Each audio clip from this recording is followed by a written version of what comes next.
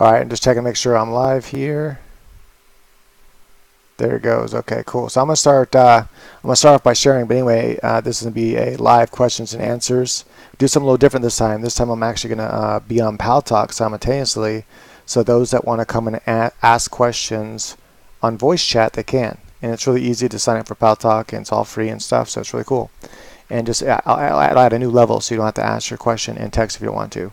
And also just be more interactive room to be in as well. So let me go ahead and start sharing all this stuff here just for people to see that the stream is live. All right, so I'll just put on here streaming live. Questions about growing marijuana. Let's go ahead and share this to a few different places here. Also, I'll be answering some questions on my my Wix. There's people that have asked me different questions there, and if no one's answering questions here, I'll answer questions there, or common questions. So one of the most common questions I actually get that I recently answered in a video about to come out is where to get seeds, and I always tell people go to 420magazine.com, go to the sponsors. They're really good. All right, so let's go ahead and go to Google here real fast. I'm going to go ahead and just share this here with my circles. Get some people in here so we can start answering some questions. All right, hey, what's up? How you doing? And I see some people are here. Yeah, I might be able to get around to growing some Vader OG strains. Right now, my next grow I'm be doing is be all autoflowers. So, hey, thanks, Larry Brown. All is going good. You can use all kinds of meal. Like for organic growing. I'm going to show you guys real quickly. Here's my new friend. It's a Himalayan blue point. It's kind of wild right now. It's plague. It's young. It's only 2 weeks old. But check it out. Oh yeah, blue eyes. He's so cool. Got the cool tail. Yeah, awesome markings. Really cool cat. Really fluffy. But yeah, it's just I chat with you guys. So I ship out right now. I'm shipping out a lot of actually all my lights I ship out, except I have a California warehouse that does the glides for me because I just got sick of shipping that light out. It's so heavy. My favorite PK booster, Justin, is going to be Cycle Flowers PK booster, but they actually have two. The one I actually use is not their one that's advertised as a PK booster. I use their Potash, it's called. So it's by Cycle Flower from Australia, called Potash. Fastest yielding auto. There's quite a few that finish in like 6 weeks. If you just go to like Herbie Seeds, and then you can filter out the different types of strains for autos, and they'll tell you the different. One of the filters you can use is how fast it flowers. You can find quite a few strains that way. I mean, how many times a week do you water your plants? I water every single day. I don't grow in soil, so even when I do organic, I do what's called a hydro organic. So I use cocoa, and then I still water every single day, which is water. But I use the powdered organic nutrients, and I top dress every week to every 2 weeks, depending on how hungry the plants are. I haven't used Florinova Bloom recently. I love it. I'll definitely use it again when I hand water. But right now I've been using drip system, so I prefer the Cycle Flower for that because it has less salt buildup. And I think I might actually like it better anyways. I'm not sure. I have to do some more side-by-side grows with both of them to see for sure. I'm doing your perpetual grow with only 4 plants. I love your show, by the way. Hey, thanks. I appreciate that. Have you ever used advanced soil number 4? No, I don't like soil growing. Honestly, I never have. Ever since I first did my first grow, I just never liked soil growing. Sometimes I'll grow soil outside, just because it's, if you're growing big plants outside, it's easier to do soil than it is to try to do some sort of hydro. But yeah, so I just personally don't like soil growing because you don't you don't get to see the results as quickly, especially if something goes bad, which rarely does anymore. But if something goes bad, you don't get to see that effect right away. Whatever changes you make takes a while to actually see in soil. Whereas in cocoa, because you're watering every single day, you see the results much faster. I buy my cocoa usually locally. I try to support my local grow shops as much as possible. I really believe in that. So whatever they have on stock, I use. I use all kinds of brands. Sometimes I use the Royal Gold. Sometimes I use Psychotech, I think it's called. Well, not Psychotech. I think it's Cocotech. Those ones come in blocks though. So what is your experience? How do you feel about cocoa can nutrient line? I've never actually grown with the cocoa can nutrient line, but based on what's in it, it looks like a very well balanced nutrient line. That's all you need. Honestly, all you need to grow good marijuana is a well-balanced nutrient line, CalMag Plus if you're doing my system in cocoa, CalMag Plus, and then just a PK booster. That's it. Simple. That's really all I do. That's all. I don't really add other stuff. I'm gonna try this next grow. I think I'm gonna try Mammoth P on a couple plants. All right. So before I answer more questions, really quickly, what I was gonna let you guys know, what I'm gonna do differently this time around, and I mentioned this in the very beginning of the video here, is I'm gonna open up Pal Talk here, and for anyone that wants to come to my Pal Talk room, if you feel like you wanna hang out in the Pal Talk room and ask questions that way, that'll be live right here. I'm opening it right now, so it's the room is, should we legalize marijuana? I'm going to let you guys about to see the room right now. It's should we legalize marijuana on a federal level?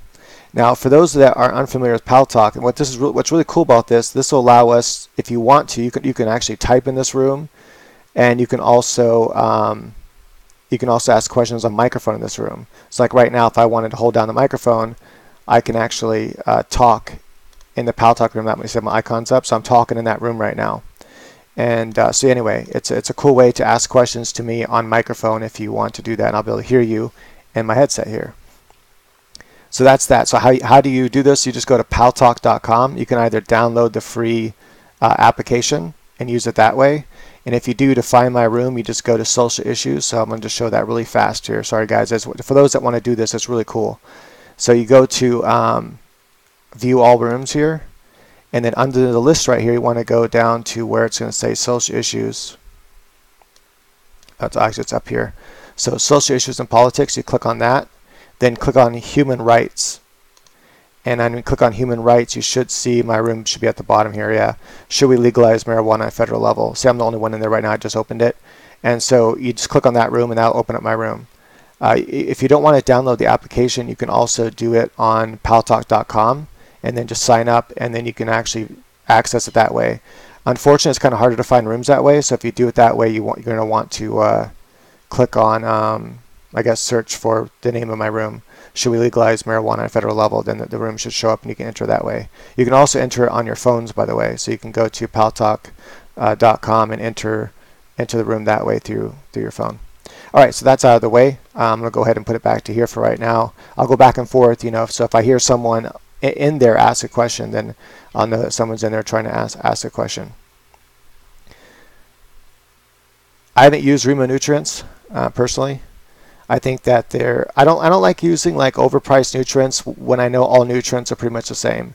When it comes to nutrients that are well balanced for marijuana, they're pretty much all the same. And a lot of these guys buy the nutrients from the same manufacturers, and so they just put their label on it. And yeah, so I don't know. Just buy one that's affordable to you and that's well balanced, and it's going to work good. And I tried all different kinds of stuff, and that's why I personally did that the Florinova line, just to prove that point, to show that you can get awesome results by just using a standard nutrient line that's easy to find. My favorite auto strains, I really like the auto Colorado cookies. That one's freaking amazing. I love the way it grows. It's not like their biggest yielder, but the quality is so good. In fact, most all my friends and stuff that have the Walter White by Mephisto Genetics versus the Auto Colorado Cookies by Dutch Passion, they want the Auto Colorado Cookies between the two. They prefer that one. They say they like it better, which is weird because my fiance said that the Walter White had a slightly better flavor to it. So, but I guess they like the Colorado Cookies better. Have ever grown in super hot soil, no added nutrients? Yeah, I have, and I, like I said, I don't like soil, so I usually don't really answer questions about soil very much unless it's like a question on how to. I don't want to discourage people because some people love soil and that's great for them. I just personally don't like it. Well, best lights to grow with, obviously, I would say are mine because that's why I grow with them. If I didn't feel like they were the best, then I wouldn't grow with them. If, for example, if I knew for sure that the Gavita bulb was better to grow with, I'd still be growing with that bulb right now. But I don't know if you guys just saw my latest grow, but I just posted the dry weight video, and I got 2.48 pounds, that's dry marijuana, off of one Goliath that uses 575 watts and a 5x5 Gorilla grow tent. So that's insane. And I made a lot of dumb mistakes during that. I'm going to call them mistakes. I was just lazy. I was lazy and didn't do certain things I should have done. And I think I would have got 3 pounds if I would have done things correctly. But still, that's like 1.9 something grams per watt, which is absolutely insane. Do you ever do a CFL grow and see how much you got from it? I did do a CFL grow a couple times. I actually used to be on my old channel before I got sketched out, and I got rid of my I got rid of my channel completely, and then I started back up again after it went recreational. But I just started seeing a lot of people disappearing on YouTube during that time, even though they were in a legal state like Oregon. And I'm like, why is that? So it kind of sketched me out a little bit. So then I was like, you know what? Once it went recreational, I'm like, fuck it. And once the feds made that statement that they're not going to fuck with people on a state legal level, then I was like, I don't care. I'm gonna do my channel again. The max ppm I usually run in flower, especially with cycloflower nutrients, because it's such a very available to the plant nutrient, because it's mostly amino acids, is like 1.2. That's the highest I go with that stuff. With Flora Nova, I'll go to like 1.6 sometimes. I know on my site I say up to 1.8. That's if you really want to push the plants hard and the plant's really hungry. My lights are the Perfect Sun LED lights. You can go to perfectsunled.com. But honestly, Apollo HPS work really good. I've off the 600 watt Apollo HPS, I've pulled 12 ounces. I actually have that grow on my channel right now. I have the Ghetto grow where I pulled almost 12 ounces, and I have the other grow, the autoflower grow, where I did hempy buckets. And I did I think it was 6 plants under it. Deep water culture is awesome. You get great results. I pretty much get the exact same results now with using my drip system feed with coco than I did with deep water culture. Deep water culture is more of a pain in the ass. Like, you have to really do a lot more work, I feel like. And I just got so sick of the amount of work it takes to maintain a good deep water culture grow. Now, if you have like a chiller and all that kind of stuff, it makes it much easier. Sometimes I use silica, and if I do use silica, I usually use it in the beginning of the plant's life and not at the end of the plant's life, to help build up the structure of the plant and help build up the structure of its branches so that they're stronger. I pH my water every time. Like once a day I go in there and make sure that the water is staying around 5.8. Are there any results videos for your cob light growers yet? If you had to choose between just growing with the Goliath or the cob, what would you? Honestly, my latest grow, I had a bunch of plants under the cob, and based on that grow that I did with it, and based on some other people that are growing with it right now, there's this one guy right now on 420magazine.com that's they actually opened a room. I didn't ask them to. They did this on their own volition. They opened a room called I can't remember what it's not a room. It's a thread. I can't remember what the thread's called now, but it's something Perfect Sun LEDs. And one of the guys on there just got a huge grow out of his cob. Like, I'm really impressed. Just fat grow. I don't know if he shared the dry weight or not yet, but yeah, people are getting great results with it. Love the light. I have a hard time choosing right now between what light I would want to grow with. They're both really great, fantastic lights. Both have their positive and negatives. The main negative of the cob, it uses more watts, but I don't know. As far as what they can do, I'm positive the cob can do 3 pounds now. Absolutely positive. I'm trying to catch back up here with what you guys are saying.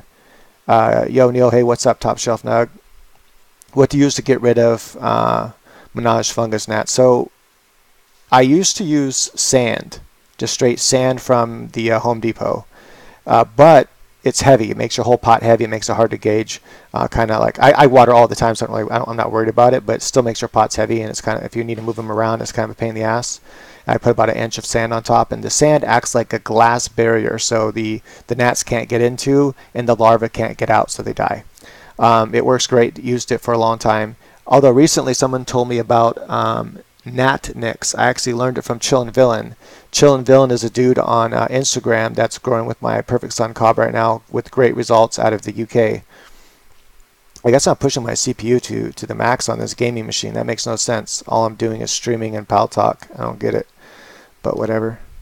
All right, so no one decided they're brave enough to go and ask questions on Pal Talk. Come on, guys, you can do this. Your voice can be heard. Anyway, so it's called Natnix, and it's a lot lighter, and it does the same thing, acts like a glass barrier.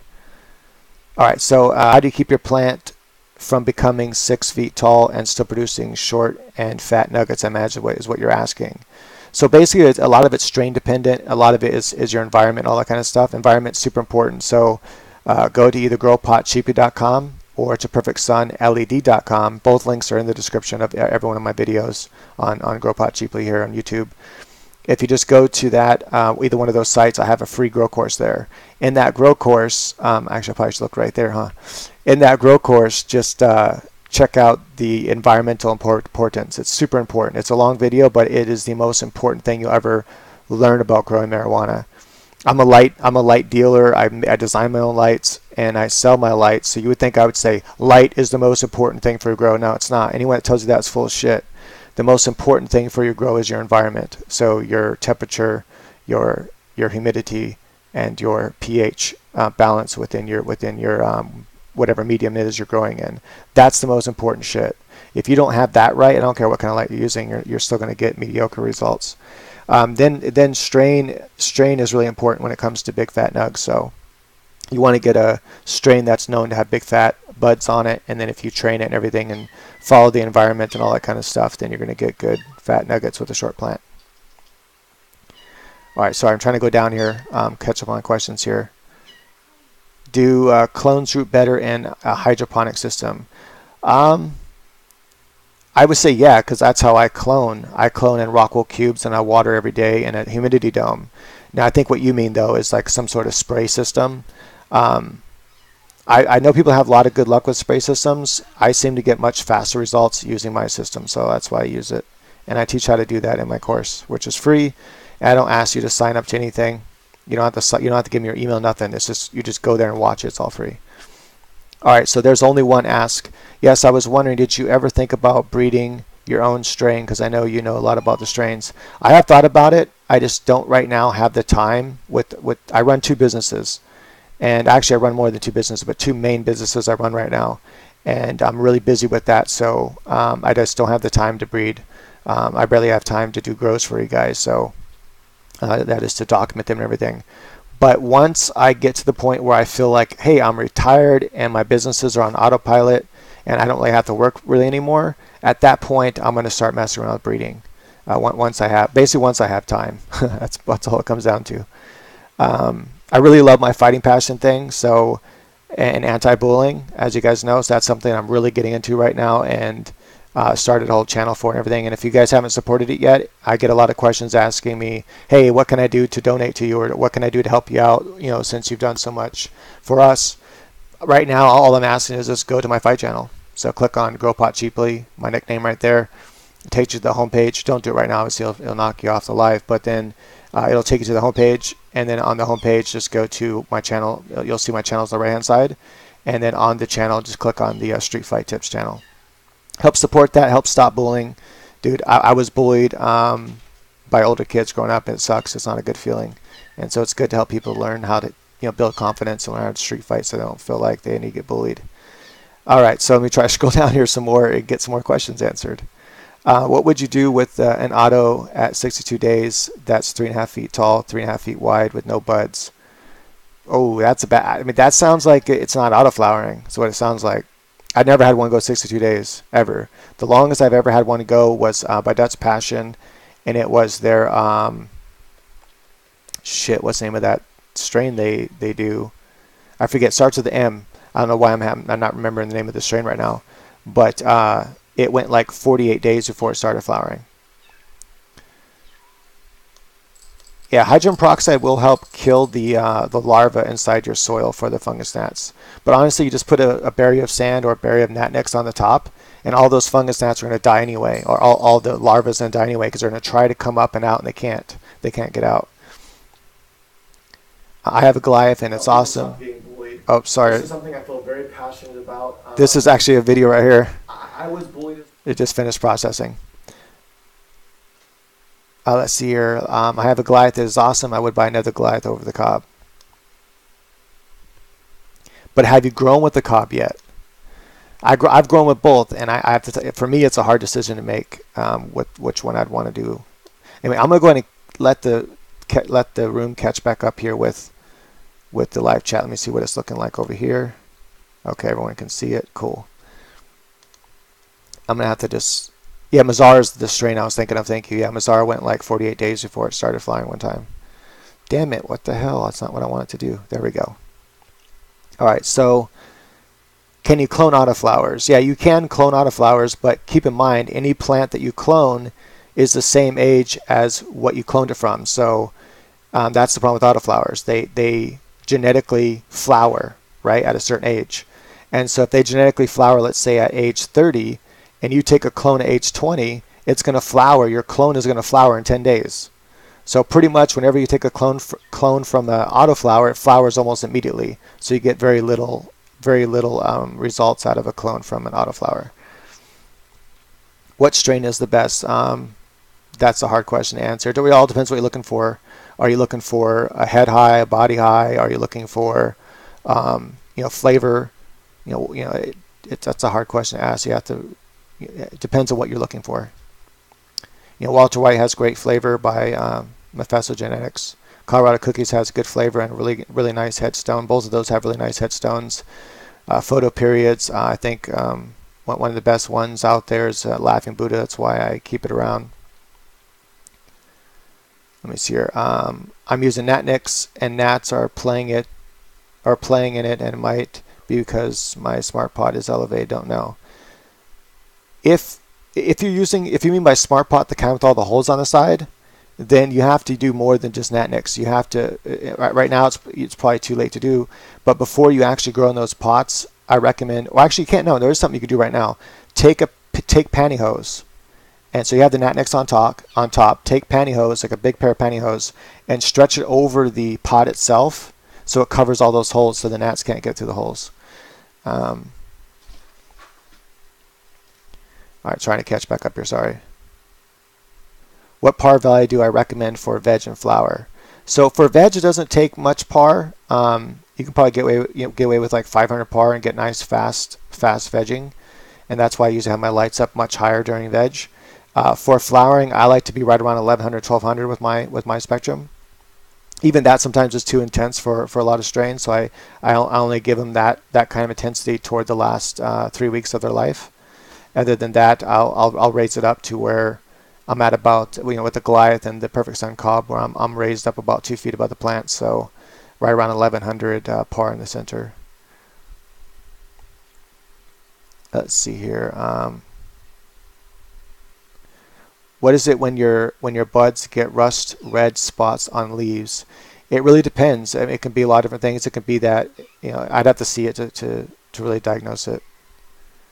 There's different things that can cause that. And sorry, damn it, keeps on. I'm just gonna try to leave it like this. I'm gonna try not to scroll back up.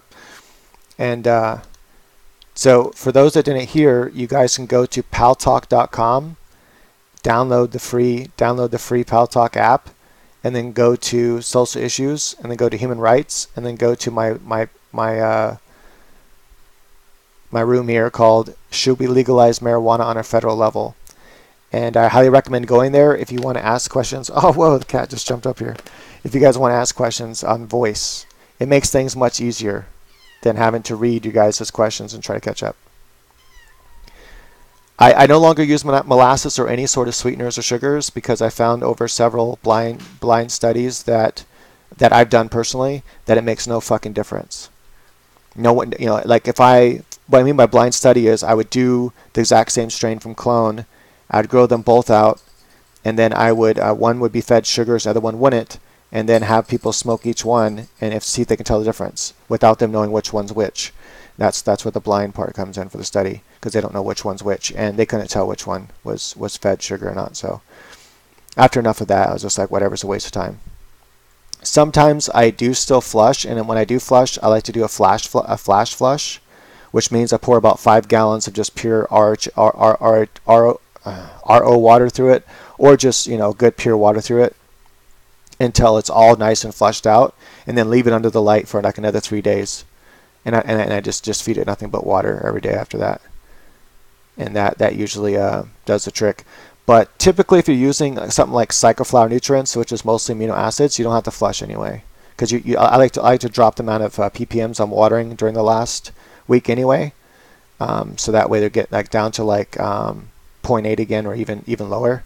That way they're not really getting, maybe even sometimes down to 400 ppm. That way they're not getting much nutrients anyway, and they're kind of like using nutrients that are in the soil. And since I water every day to run off, I don't get a buildup of salt. But if you're using all organics, then you definitely don't need a flush. A flush is really it's a way to get the nutrients out of your plant. So if you're using a very strong nutrient, or you have a really very high ppm within your medium, then it's a good idea to flush. Otherwise, you can make your weed taste like harsher. It can burn your lungs more. Hey, thanks, Mrs. Sparks, or Mr. Sparks. I appreciate that. I have not tried Snowstorm by Humboldt. There's so many strains out there. There's a lot of strains I haven't tried. And when it comes to nutrients, honestly, I haven't really tested a whole bunch of nutrients out there, because again, there's so many of them, and I know that a lot of them are the same shit, made from the same manufacturers with different fucking labels on them. So really, just find a well balanced nutrient, and I guarantee it'll work well for you. The nutrient isn't important as long as it's well balanced. What's important is all the other stuff: your humidity, your temperature, your pH. Those are the 3 most important things. You get all that down right, then you can start experimenting. I don't know, Chris Arcade, if you can actually grow quality bud with tap water 150 ppm, but you can definitely grow marijuana. It'll grow it.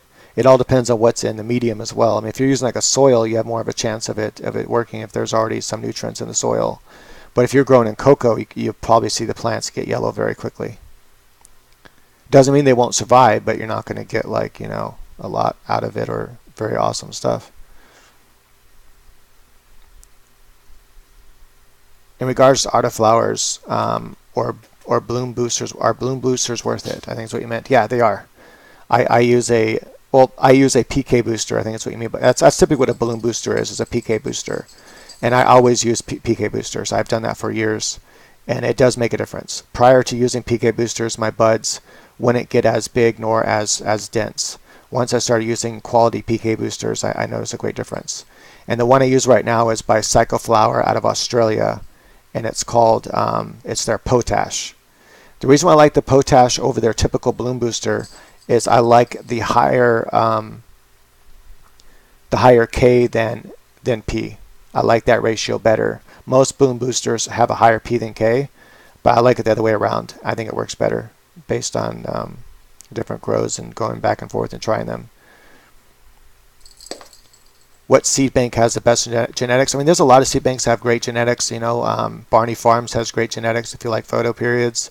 TGA Subcool Seeds has great stuff. For autoflowers, Fast Buds has some great stuff, but it seems unstable from what I've experienced so far. Mephisto Genetics, Dutch Passion, Royal Queen Seeds.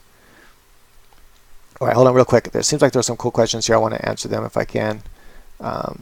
Let's see. We got... okay, that's... let's see here. If you can get...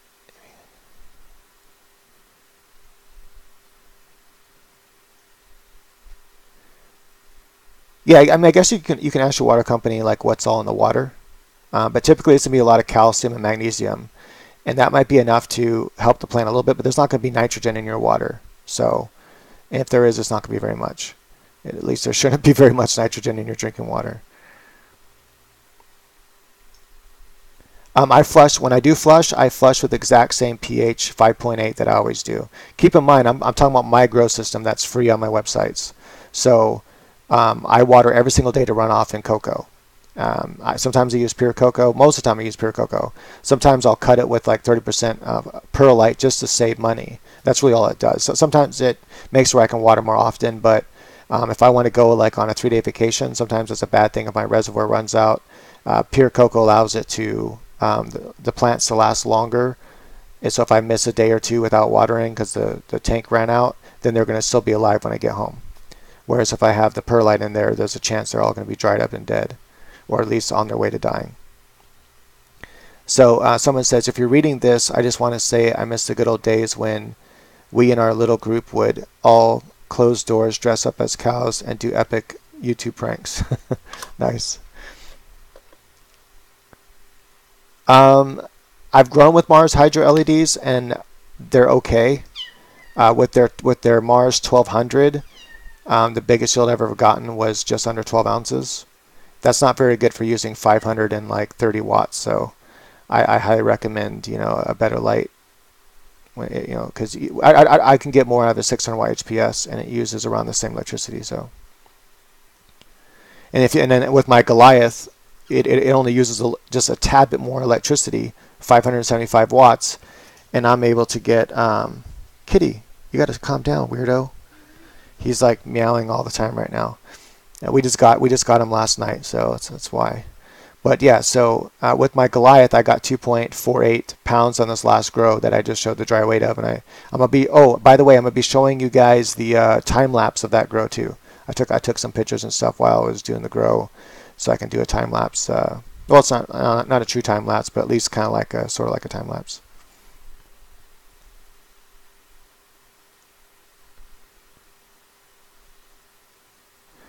What good is a friend who completely ignores you for the sole purpose of wanting to chase fame and fake react for funny donations? I have no idea what you're talking about, grandpas. You have to explain more. What do I think about Sun Systems 315? Do you mean LEDs? I imagine is what you think.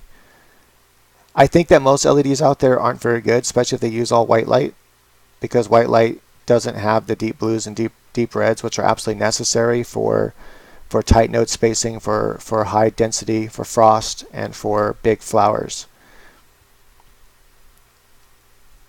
Let's see here.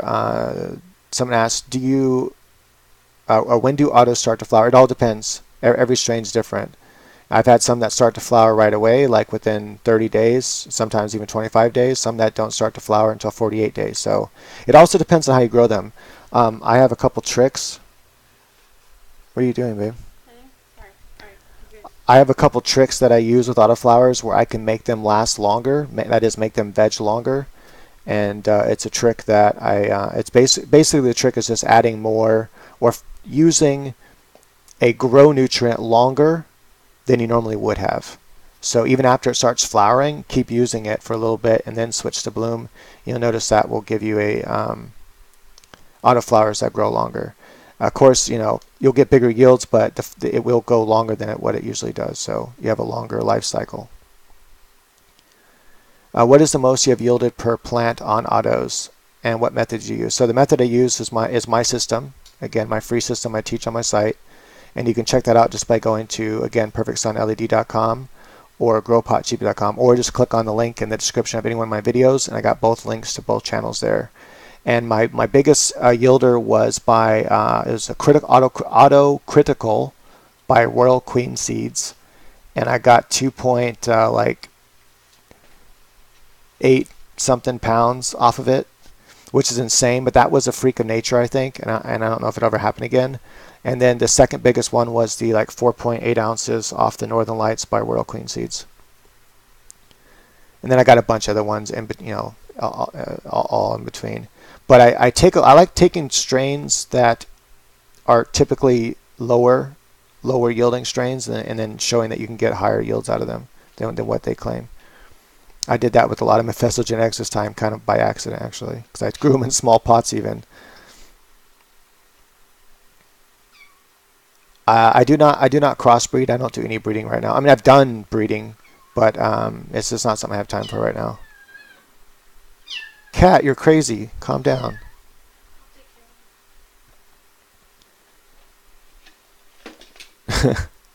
He was just playing on my hat. The cat was. He was like trying to climb up the hat, and then it fell over because the hat fell over because it wasn't enough to hold its weight. That was pretty funny. I think he just prefers someone next to him, like this. Do I still flower with the dwarf star? I've actually never flowered with the dwarf star. I've had other people that has done it for me just to see what it can yield. I know its max yield so far is just under 12 ounces, and it uses about 220, 230 watts, something like that. All right, I'm gonna stop trying to catch up on questions because it's too hard. I'm just, if I miss your question, just like re-ask it again, or go to Pal Talk over here. Go to Pal Talk over here. There's, and just ask your question on the microphone. I'll be able to hear you. So the person that is in the room right now, if you're not part of the live YouTube thing, just so you know, I'm just answering questions right now about how to grow marijuana. If you have a question, though, feel free to ask it. Oh wait, so trying to figure it out. Give me a moment. Okay, cool. Yeah, you can use that. You can use diatomaceous earth. I never had good luck with it, as far as like bugs and fungus gnats. I found sand is the only thing that works, like actually works. Diatomaceous earth didn't work for me. I tried a couple of times, and the gnats didn't go away. But with the inch of sand on top, boom, gnats were gone within 2 weeks. How I personally, I'm not gonna tell you, I don't know what the best way to store seeds is, but based on my own personal experience, what I found the best way to store seeds is in a paper sack. Well, first off, put the seeds inside of a Ziploc bag of some sort. Put some rice in there, or if you have some sort of silica that's used for food and stuff like that, put that in there so it keeps the moisture away. Zip it up, put it inside of a paper bag. Put the paper bag inside your refrigerator, where you put your vegetables. That's how I personally store my seeds, and I had some that I let go for a year, and they still all sprout. So. Oh, sorry. Oh, crap. Shit. Trying to get this going. There we go. So it looks like we got one person, and he's going to figure out how to get it. By the way, I was able to hear you, Janiel, just so you know. So if you ask a question, I'll be able to hear it. Yeah, I got quite a few grows that I've sponsored already, and that I'm sponsoring right now. Chillin' Like a Villain. You can find him on Instagram. So it's Chillin' Like a Villain. And he's doing a sponsor grow right now with my cob. He's already finished one grow, came out fantastic, and he's on his second grow right now with it. He's out of the UK. And I sponsor a lot of grows on 420magazine.com.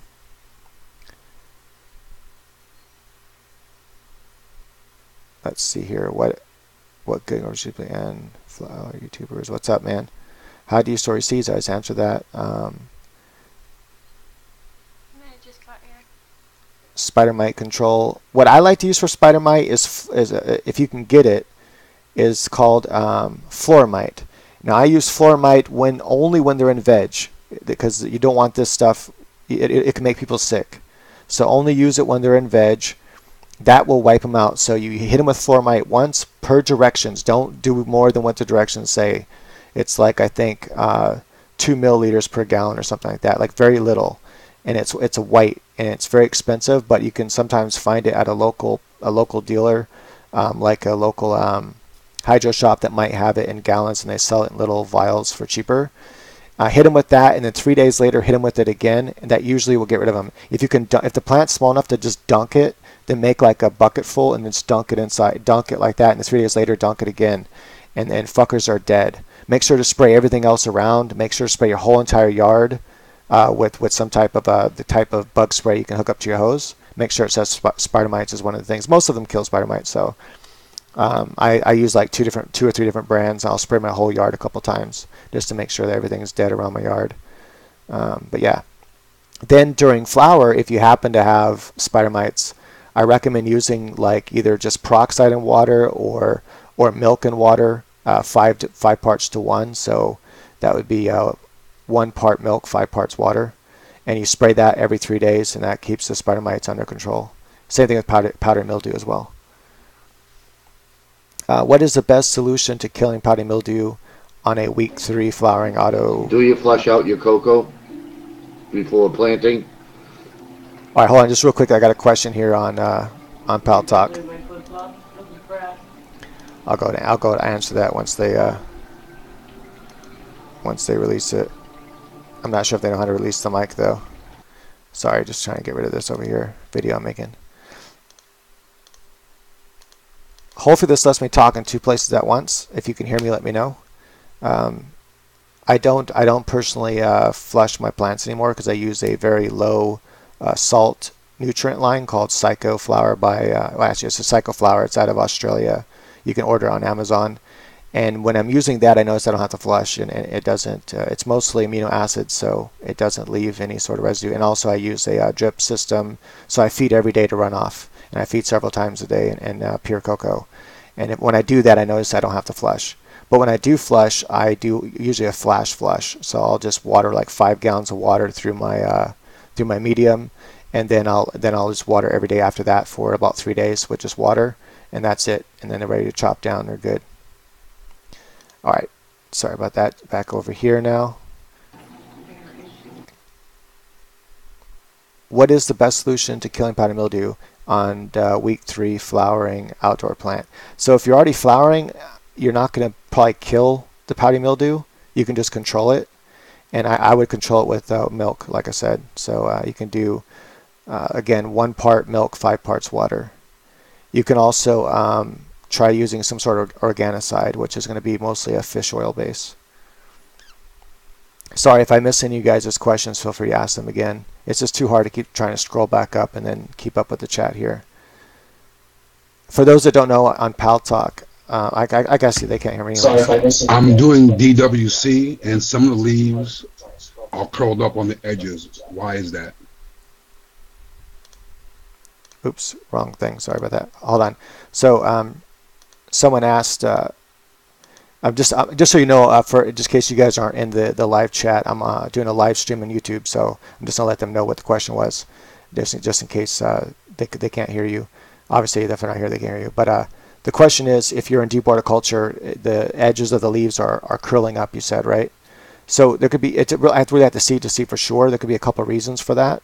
One could be that maybe your light's too close, and that the heat. So sometimes they'll curl down from the heat, though. Sometimes they'll curl up. The main thing to look for is on the serrated edges of the actual petals of the leaf. If they look like they're sharp, like teeth, then the chances are that your high temperatures are getting too high. So if you're getting above 80 degrees at any time well, just pretty much if your grow area is exceeding 80 degrees, there's a chance that's why. If your light is too close, it could be light intensity. That is, they're getting too much light intensity for their age at that time, or just for the strain. And then you'll see that again, that serrated edge to the teeth of the petals on the leaves. If the serrated edges of the petals of your leaves start to curl upward, then definitely most likely either heat stress and or light stress. Sometimes it could be caused by magnesium deficiency, but this is usually caused by salt buildup, and they're unable to get the magnesium and calcium out of the medium. So the answer is not to feed them more CalMag all the time. If you're not feeding them extra CalMag, then it might want to do that. Another thing, it could be a salt buildup, so check your runoff. One easy way to do that is put in something like, let's say, pH your water to whatever you water with. Me, it's 5.8, and then water with that water, and then check its ppm before, and then check its ppm afterwards. If it's significantly high, or even water with what you normally water with. Let's say you're watering with like about 600 ppm or something like that. Then water with that and check the ppm. Obviously, you know it's 600 ppm. Then check the runoff. If the runoff is a lot higher than 600 ppm, then you got a salt buildup, and you want to go ahead and flush the plant. And then to get that ppm down, keep checking the runoff as you're flushing it. And it usually takes about 5-10 gallons to flush the plant good. And then that way you can start over and just keep watering it. Again, I don't know if you're in soil or cocoa. I personally grow in cocoa, and I water every day with the true runoff, so I don't have to worry about that kind of stuff. But anyway, so hopefully that answers your question. All right, sorry about that. I'm back here now again, going back and forth here. I don't like Fox Farms anything. I don't like their soil products. I don't like their nutrients. I don't like Fox Farms anything. That's my opinion on Fox Farms.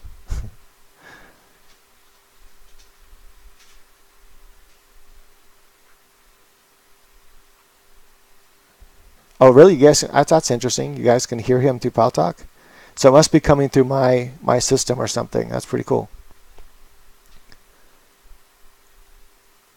All right, so I'm just looking at some more, see if I got any more questions here. I may have missed it, but what psychonutrients do you use? Which psychonutrients do you use? So it's called Psychoflower now. I think it's psychoflower.com, and it's based out of Australia. So you'll know you're on the right site if they're Australian based. And then once you know what it looks like, it comes in a silver bottle that's non-opaque, or not non-transparent. It's opaque, so non-see-through.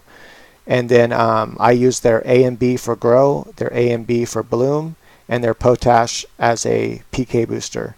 And that's pretty much it. And then a CalMag by Botanicare. That's my lineup. I keep it super simple.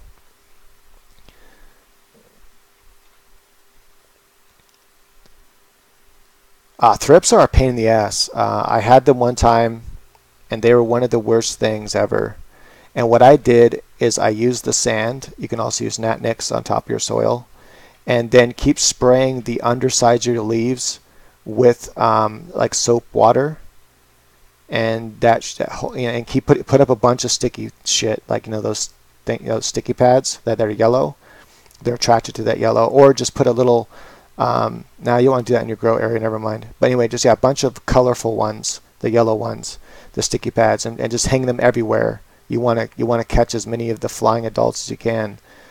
Thrips are a fuck. They're not easy to get rid of, and they fucked my grow up bad. But I did manage to get them under control. But that's how I did it.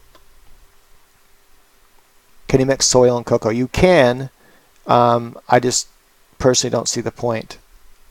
I mean, unless you just want a soil that you could control more of what kind of nutrients goes into it.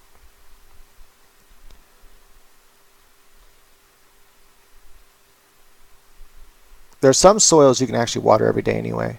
And if you grow your plant in a pot that's the right size, then you can actually you're going to have to water every day, because it's going to drink all the water to where you have to water every day. In other words, every day that pot's going to be completely dry. And that's what you want. You want your pots to kind of dry out for soil until you start getting into like about mid-flower. Then you want to kind of keep it just a little bit moist. You don't want to let it get so dry like you did in veg, and you'll have greater success that way with. But if you let it get too moist with soil, you can have problems with salt buildup and different things. Your roots start to die off, and it's just all bad. Yeah, the thickness of Flora Nova is a bitch, but I mean, if you're just watering by hand, it's not a big deal. But if you're watering in a drip system, it could be a pain, and also it doesn't seem to last as long inside of a big container. So if you have a big container, like a 50-gallon drum like I use, and if that nutrient stays in there for even, let's say, a week, it starts to smell sour. Like seems like it goes bad really fast. And with Psychoflower, I haven't had that problem. In fact, I never drain. I go an entire grow without ever draining my barrel, not once. I don't drain it and wash it until after the grow's finished. That means that it gets down to about that much, but maybe about 5 to 10 gallons left, and then I just refill it back with water and then re-put the nutrients back in there, and then that's it.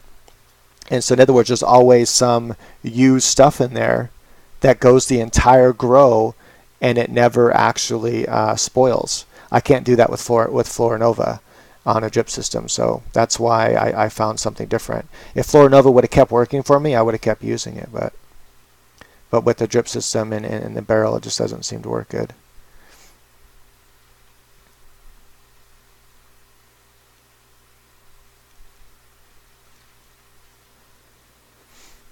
So I'm using a Perfect Sun Mini, but now my plants are 5.5 months old and leaves are growing miniature. Battling bugs, spray daily, but leaves still miniature. Am I outgrowing the Perfect Sun Mini? It depends. I don't know. It only grows about 2.5 by 2.5 feet wide. That's about the coverage of the Perfect Sun Mini. So if you're plants are going outside of that area, then yeah, they're not getting enough light.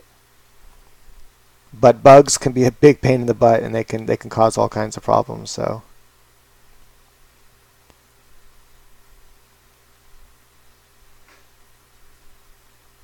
do you know if you cool your room at the end of flower, it will dense up your buds even more? I personally run my room cold anyway. Like I usually keep it like 77 degrees the whole grow usually. I usually never let it go over that, even in the summertime. I just crank my AC down more. I feel plants thrive better that way personally. If I was wrong, I don't think I would get such big buds and sugary frosty buds. But I tried all kinds of different stuff.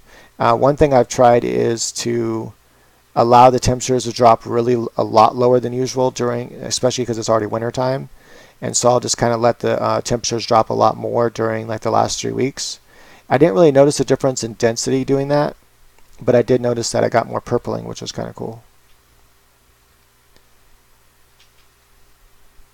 Yeah, the Door Star will be available again, hopefully here in the next 2 weeks.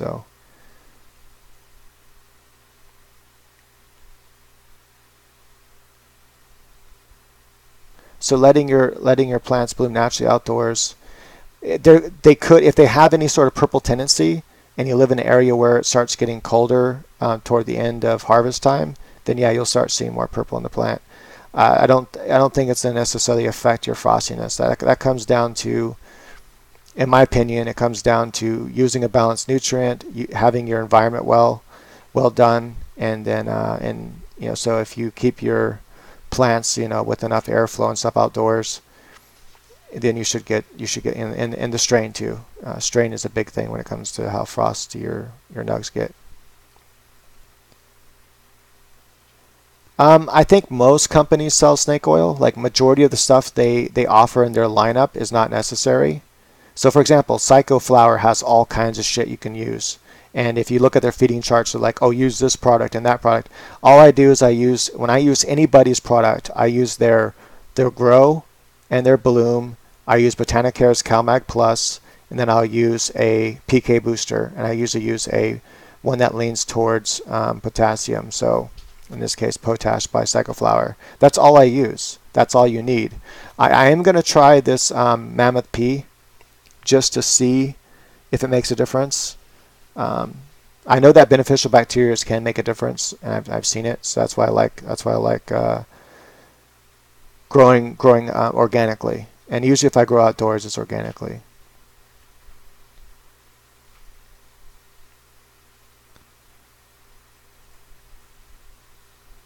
Hey, nice man. I used to live near Mendocino County. I've lived in a lot of places in California. That's where I spent most of my life.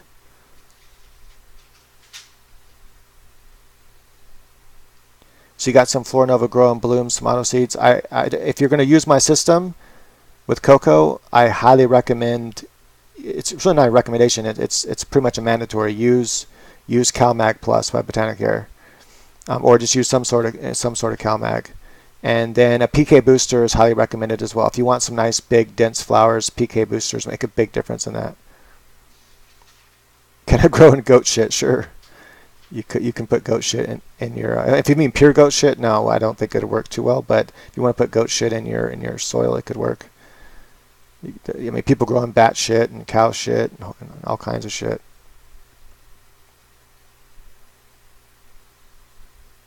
I usually do some training outdoors. I like to open my plants up. So that's the main thing. I let them kind of do their own thing because the sun kind of moves across the sky, so it kind of makes them all bush out anyway. But I like to pull the branches apart so the sun can really get deep into the plant, and you'll get a bigger yield that way. How do you feel on 40 hours of darkness before harvest? I've tried it. I didn't notice any difference. So I really don't know what to make of it yet. I've tried it a couple times and I haven't really noticed anything. I go back and forth. Sometimes I use hard pots. If you mean by air pot, fabric pot, because I can't remember if smart pots are the ones with all the holes in it or air pots are the ones with all the holes in it.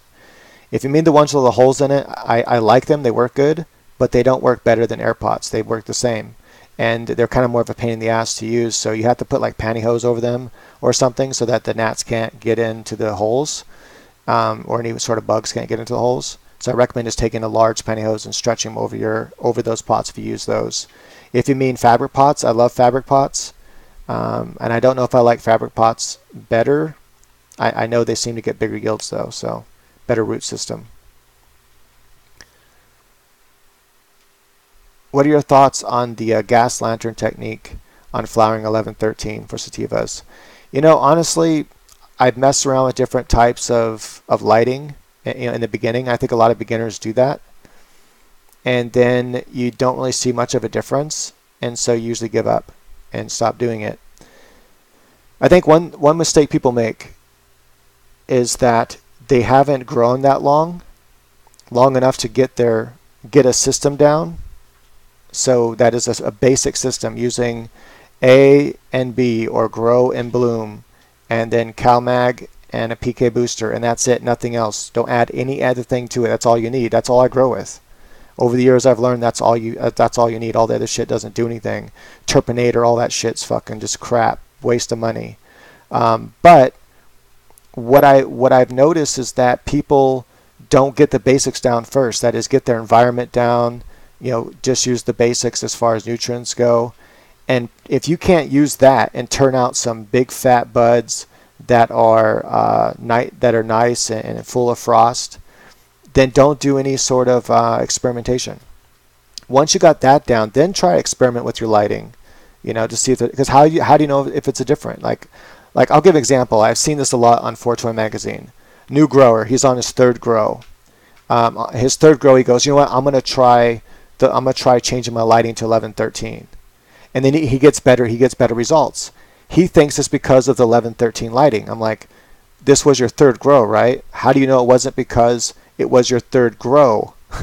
In other words, you're growing better on your third grow than you did on your second grow. That's expected to happen. So, you know, they don't know how to logically like think about things.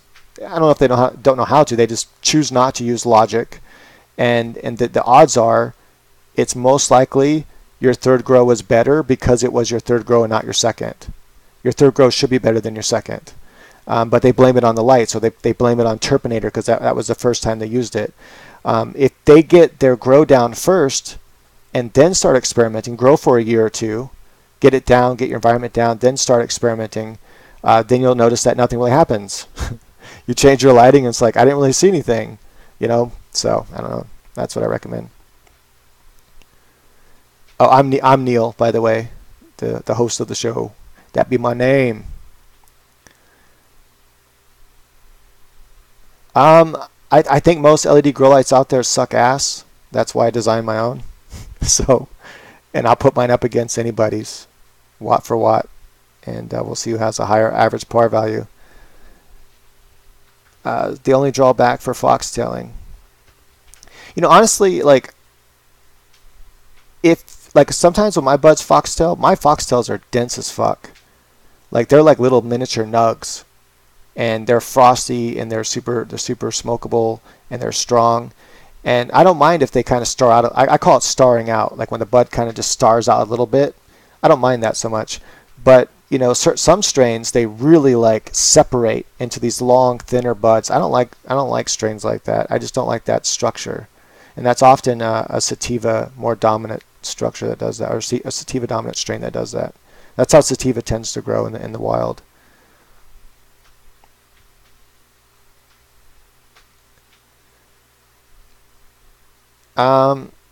I would harvest if you have no scope. I think it's better to harvest a little bit late than it is early, based on the numbers that they give you.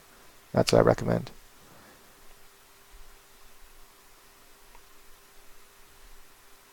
Sorry, trying to go back up. Did you say Psycho Newts are for sale on Amazon? It's actually spelled CYCO. So like this. So look for Psycho Flower. This is what they're called. And yeah, they actually make them in Australia. I like it so far. Really good stuff. It hasn't done me wrong yet.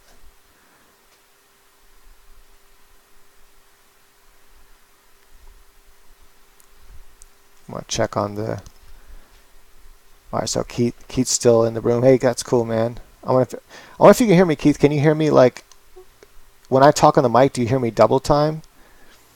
Because if so, I should probably just talk like this and make it easier, right?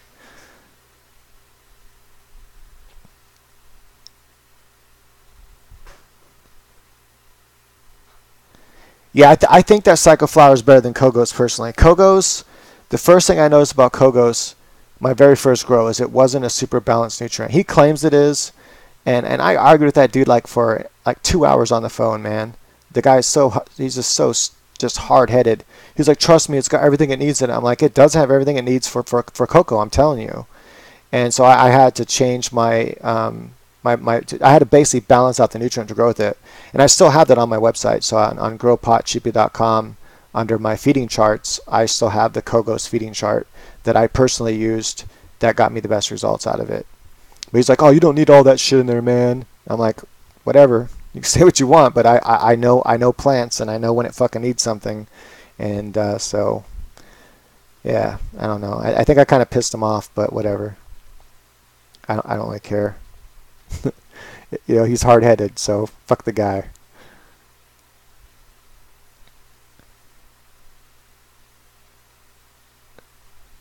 Yeah, it's good. Yeah, cutting all that shit out, man. Cut all that shit out. Big Bud Candy, Overdrive. Like most of it's bullshit. It really doesn't do anything.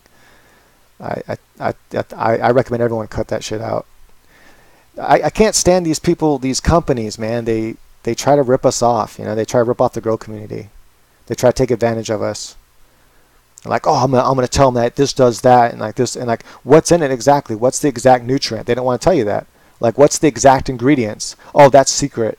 It's secret because it ain't fucking nothing. You know, like you look at pretty much any sort of floralicious or any of that shit. It's just sugar water. That's all it is. That's the fucking ingredients: sugar and water.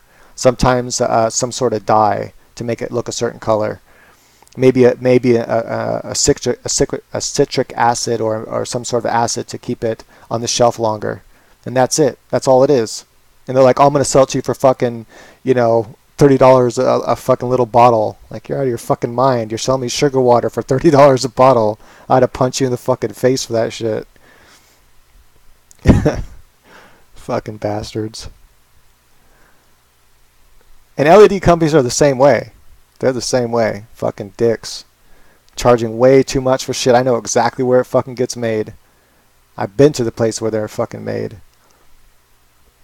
And it's just bullshit.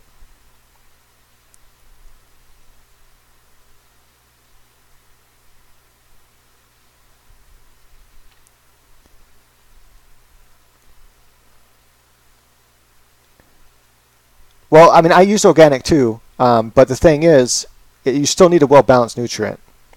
I'm talking about all the other additives. All those additives are unnecessary. Most of them don't do anything at all for you. So I just stick to the basics. That is the grow, the bloom, CalMag Plus, a PK booster. That's all you need. That's all you need. That's all I grow with, and you can get awesome results. So you don't need all the other shit.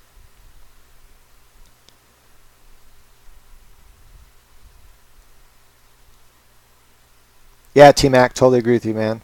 You know, and T-Mac, you know, what I think what sells that shit, what really makes people think, it's what I said earlier. They're on their third grow, right? So they don't even know how to grow yet. They're on their third grow, and they're like, oh, you know what? I'm gonna try Terpinator, or I'm gonna try Bud Candy, right? They don't even know how to grow yet, and they're like, I'm gonna try Bud Candy this time, and they see a difference because they're getting better. It's their third grow, and their fourth grow is going to be better too, and their fifth grow is going to be better. You know, they're still progressing, and they blame that progression on a new light they tried, or they blame it on a new pot they tried, or they blame it on a new nutrient thing they tried, like Bud Candy or something, when it had nothing to do with any of that. It had to do with the fact it was their motherfucking third or fourth grow. You're getting better every grow, you know. Wait till you've maxed out yourself using the basics. Once you've maxed yourself out, then start fucking around trying different pots and shit. That's what I personally recommend. But people don't listen. People want to learn the hard way, so I let them.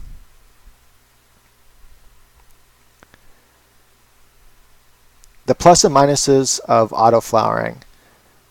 For me, I can only tell you what they are for me.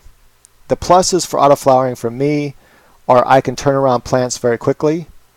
I only need one room in order to turn out a perpetual grow system, which I'll be doing at my new house, by the way. I haven't got the final, I guess, I haven't been told you have the house for sure yet, but most likely I have the house. Now, I was pre-approved in many different ways, and they're pretty much saying, yeah, the house is yours, but there's still a couple more loopholes to jump through. But yeah, it should be mine. Once I'm in my new house, I'm going to be doing a perpetual grow. And what I really love about autoflowers is I can do perpetual grow all in one room. I don't have to do clones. I don't have to have a clone room. I don't have to have a veg to do clones.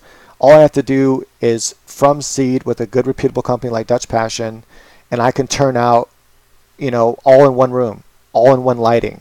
I don't have to change the lighting. It's all the same 1860 the entire time, and I can churn out, pounds every 3 weeks, or at least a pound every 3 weeks. It's all depending on how you set it up. So over time you can grow more marijuana using autos than you can photoperiods, unless you have the dedicated time to have 2 flower rooms and a veg room.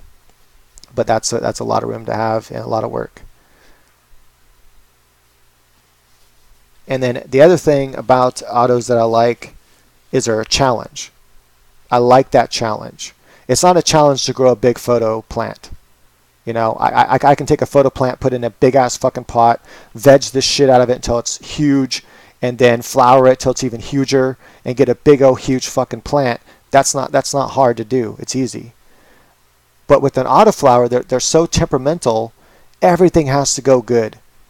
From beginning to end, everything has to go smoothly, or you're not going to get those big fat nugs. You're not going to get a big fat awesome plant. And definitely, I would say to grow autoflowers on a level to where you're getting more than 6 ounces or 6 ounces per plant, if the genetics allow it. There's certain genetics that just don't allow more than 6 ounces, or even more than 4 sometimes. But if you're doing something like Auto Colorado Cookies, you should be able to hit that 6 ounce mark with that plant. And if you're not, then you're not. And that's out of a number 3 pot. So that would be in Europe. That is a 13-liter pot. So that's a small pot. So 13 liters, you're churning out 6-8 ounce plant. That's good growing. So it really challenges me. And also for me, one of the main benefits, I'm so impatient. I love how fast autoflowers grow. I like being able to go in every single day and see a change.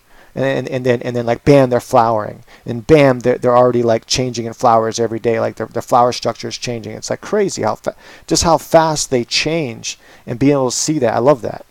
And photos, sometimes I feel like, God damn, I'm still vegging, and then okay, now I'm in flower, and like flower takes 2 freaking months, and it's, I don't know. Flowers, photo periods, I like them.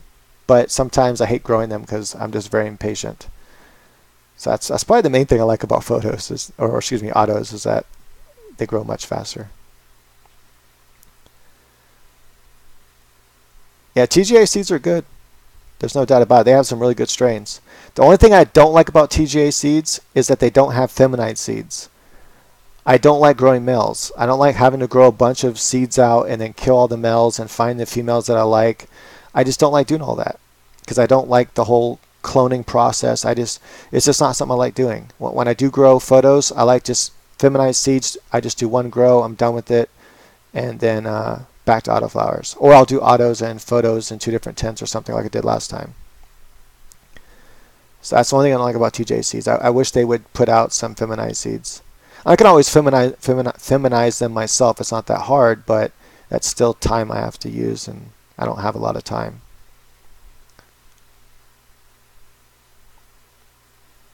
Is it safe to top an autoflower? If so, when is it best to top?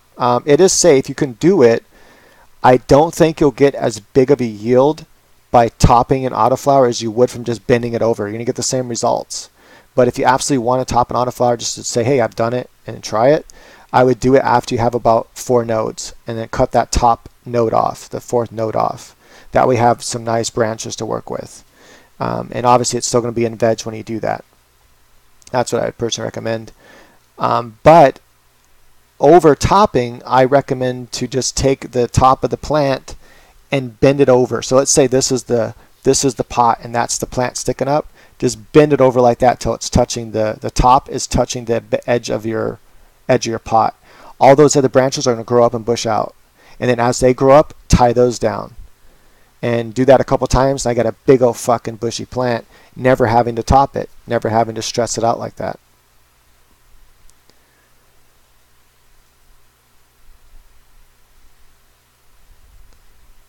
Okay, yeah, it makes sense. He doesn't want to mess up his gene pool by feminizing seeds, but he can always like do it on the side. You know what I mean? He can always breed feminized seeds in an entire separate area, so it doesn't fuck with what he's got going on, like a whole other warehouse or an entire different room, so the pollen can't cross pollinate. Do it somewhere to where on a different site if he has to, a whole different site, and that way he can bust out some feminized. I'm telling you, feminized seeds are where the money's at. People buy feminized seeds way more than they buy regular seeds. Like whenever I go onto seed company sites, what's always selling out are feminized seeds, whereas the non-feminized seeds, they don't seem to sell out as fast.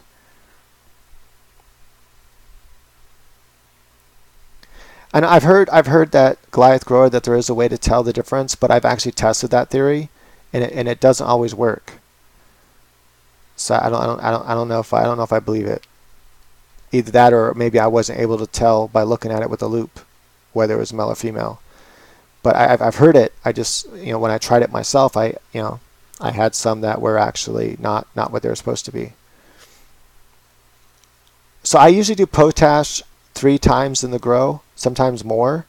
So the first time I use potash or any sort of PK booster is going to be right when the flowers start to flower, right when I got nice little white tops. Boom, I hit them with a PK booster.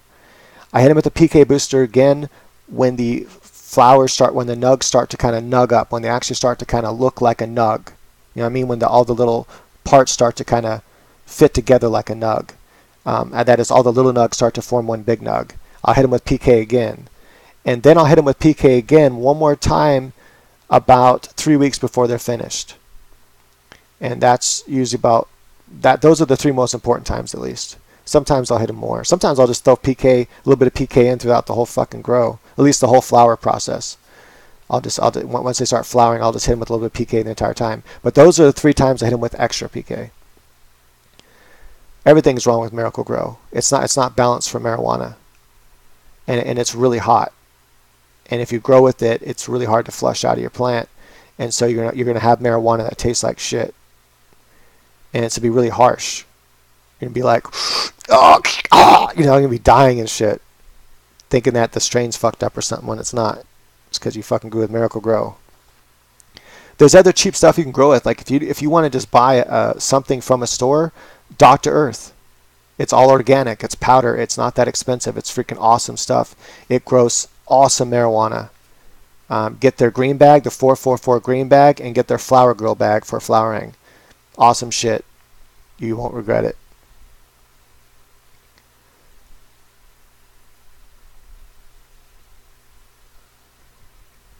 Do autos come in a gelato strain? I don't know, because I don't know what a gelato strain is. I'm always honest. If I don't know a certain phrase or term, I never heard it before, then I just say how it is. I don't know what that means. So to ask a question via voice, just go to Paltalk, which is right here. So paltalk.com, and then just sign up really fast or download the app real quick. And then once you have the app downloaded and you got a nickname picked out, then you just go to I'll just show you real fast. You just go it'll look like this. You click on View All. It'll look like this. Click on Social Issues and Politics. Click on Human Rights, and then you'll see my room in here. Should we legalize marijuana on a federal level? Then you just click in there, and then to talk, you can either just click on the button to talk, or you can hold down, I think, Control key. Hey, what's up, No New? I'm doing a live stream here on YouTube, and I thought I'd just open up this Paltalk room to take some voice questions for anyone that wanted to ask on voice versus in the room on YouTube. All right, sorry, I'm gonna try to catch up real quick here. I know I missed some shit, so let's see here. Trying to go up here. There's a myth your plants will hermy if they're clones from feminized seeds. Yeah, I think it's a myth too. I've never had. I've cloned from feminized seeds. I've grown feminized seeds now for 6 years, and not one time have I ever had one hermy unless it was my fault because I fucking turned my lights on when they shouldn't have been on. And I've never had one hermy because of it being cloned ever. So that's my own personal experience, but I buy from reputable seed companies.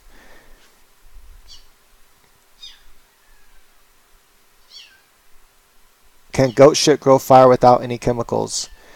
You're going to want to supplement with more than just goat shit. I mean, goat shit will work, don't get me wrong, but you're probably going to want to supplement with some other stuff, like maybe eggshells. Take eggshells and crush them up. That's a slow release of calcium. You can also buy garden calcium and garden sulfur. It depends if you want your soil to be more acidic or not, depending on how acidic it is in the first place. And maybe some lagamite for the ending of the flowering time, or at least, hey buddy, what's wrong with you, dude? Why are you so crazy? I'm right here, dude. He's like, I want attention right now. All right, this little guy wants attention. Yeah, he doesn't like to be held for very long. Yeah, look at him, he's so pretty. This is an expensive cat, damn it. I had to pay money for this fucker. Better be cool. Yeah, the Himalayans. He's a seal nose blue tip Himalayan, and yeah, they're not cheap for a cat. They're not like super expensive like some cats I've seen. I've seen some cats go for like $2,000. That's insane.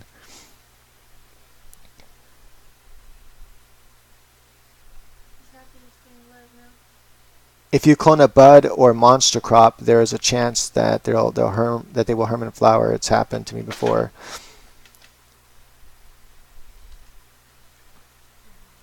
Do you mean if you clone while they're in flower? Is that what you mean? Yeah, I would never try to clone a flowering plant anyway. I would just seed it if I really wanted to keep that strain. Because to try to keep a clone that's from a plant that's already flowering, it's really hard to make that clone survive anyway. I mean, I've done it, but it's hard. You know, you got to take a bunch of clones because only like a few are going to survive, if that. It all depends how far in flower it is. In my state, we can legally flower up to 24 plants if you live outside of city limits. You can actually, sorry, you can grow up to 48 if you have two growers that claim the same property, and then you section it off. There are certain ways you have to do it, but you can grow up to 48 that way for medical cannabis. Now, if you have a commercial growing license, then there are different tiers, and that allow you to grow more plants. I'm not sure what all the plant limits are, but I know you can grow literally warehouses full of plants if you spend enough money for your licensing. But it's all saturated right now. There's too much marijuana in Oregon right now. What needs to happen is it needs to become federally legal. So really quick, I'm gonna hold off questions for just a second. Why I want to mention this. I think it's really important, and I think it'll happen within the next 5 years. What we need to do is the federal government needs to legalize marijuana in all states, mandatory, whether the states want it legal or not. In other words, the federal government needs to override all states like they did with gay marriage. If they do that, they also need to make a law that certain people are allowed to get a license to transport marijuana from state to state, that is over state lines. And they'll have a certain license that allows them to do that. And what this will do is it'll allow for all places like California and Oregon that are saturated in marijuana to send to places that are harder to grow marijuana, like out in all in the upper states and New York and things like that where it's cold. Sure, they can grow indoors, but indoors is only so much, right?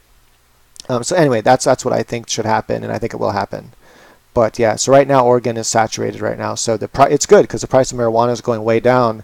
But what it's forcing a lot of these commercial growers to do is to sell their money, is to sell their I read the word money, is to sell their marijuana illegally over state lines when they're not supposed to. So that's what it's forcing them to do.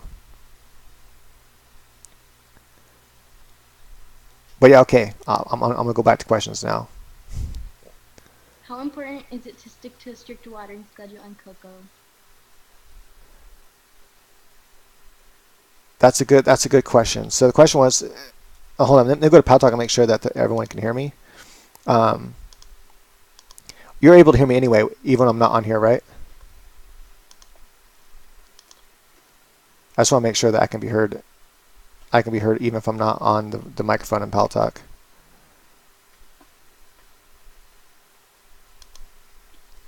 Sorry, I just want to make sure that I'm being heard. Oh, damn it, I keep doing that. I don't know if I'm being heard or not. Kush, can you hear me even when I'm not on here with the microphone down? Like, I'm going to turn off the microphone. Let me know if you can still hear me. Can you still hear me right now?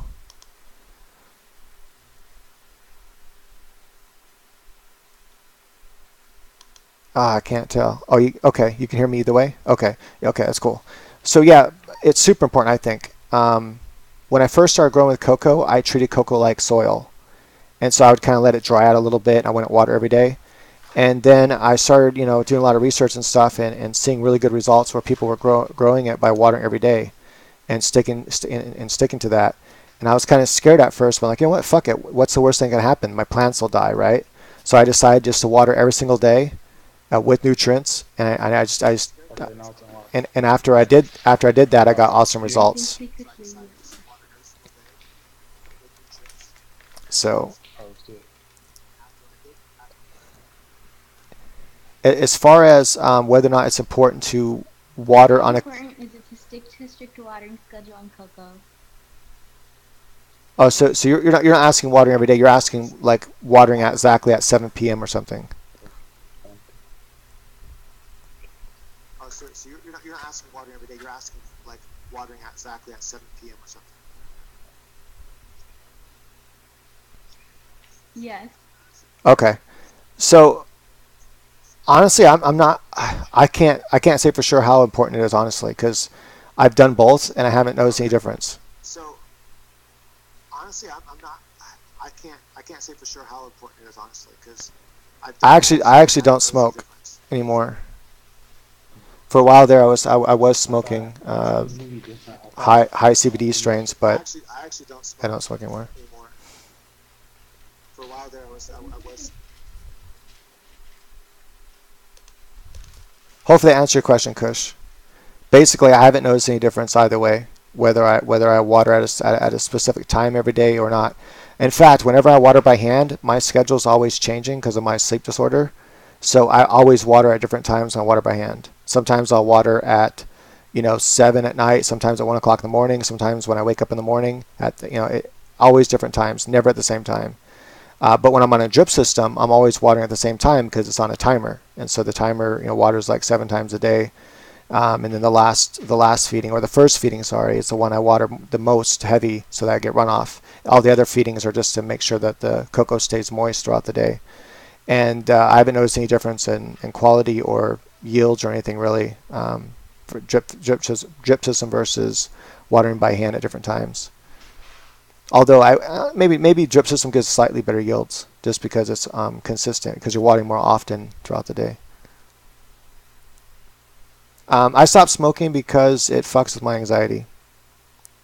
Even though smoking the high CBD stuff, low THC, wasn't messing with my anxiety, it's not even anxiety actually. What I have is unclassifiable. They don't really know what the fuck it is I have. They call it post traumatic stress disorder, but they just don't know what it is. But I get these horrible attacks, and they're worse than any panic attack. They're worse than any sort of anxiety. I've had anxiety attacks, had panic attacks, and to answer your question, to give an idea like what I go through, how bad they are when I have my attacks, they're so bad that I'd rather light my arm on fire if I knew that would get rid of it. If I knew for a fact I can just go and light my arm on fire and that attack would go away, I would do that. Every single time I'd light it on fire if I knew for a fact it would get rid of it. That's how bad they are. They're horrible. They're the worst thing in the world. And when I started smoking that CBD stuff, even for like a month straight every day, I started noticing I was having attacks more often. After I stopped doing it, it's been now few months now, my attacks are getting a lot better again. So I'm not. I think I might be allergic to marijuana. Not sure. All I know is that if I trim, I can break out in hives, and at the very least, I'll itch like crazy every single time I trim. If I'm trimming dry weed, any powder that gets in my near my face, I'll start to sneeze and shit. So I decided, fuck it, I don't care. I started smoking when I was really young, and I started noticing it caused these bad attacks when I was really young, and I kept smoking though. For years I kept smoking, and sometimes I'd have a good time, and sometimes I had a bad time, and it just got to the point where I'm like, fuck it, it's not worth it no more. The good times there was more bad times than good times, and it was just not worth it anymore. It was still super hard to stop though, because marijuana is awesome. Any tips on natural insect repellents? There's certain plants you can grow that repel certain insects, like mint. Mint is the natural plant that you can grow, and then you can take your mint and crush it up and put it into like a water, and then make a spray out of it, and then filter it with pantyhose or something, and then make a really strong mint spray, or you can just buy a mint spray on the market. And mint, if you spray it throughout your grow area, will actually help repel certain insects. There are tons of natural stuff you can use though. Like there's a lot of organicides you can use. You can also, one that I used to make is, I don't recommend doing this, but I used to make it. Take habanero peppers and boil a bunch of habanero peppers in water. Now I highly recommend doing this outside with like a Sterno stove or something, because if you do this in your house, everyone in your house is going to hate you for hours, because it's like mace has been sprayed in the house. It's horrible. You can't breathe. Your eyes, it's horrible. You fuck your whole house up. So do it outside. But that spray is awesome for spider mites, for everything.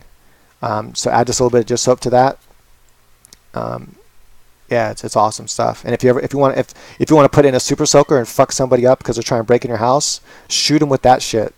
Just shoot their face with that super soaker. It'll mess them all up. It'll be worse than mace.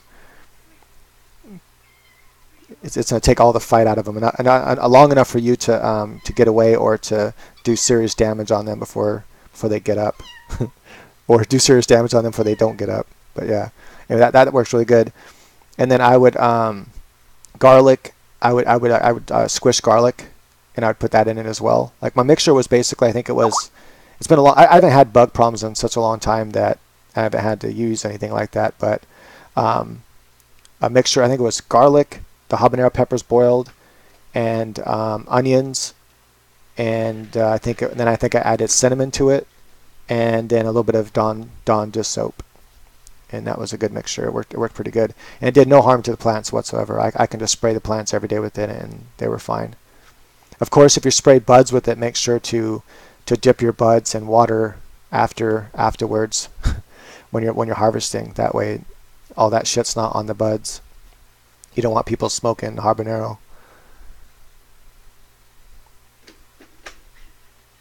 Richard just turned on and he jumped so high. Oh, that's funny.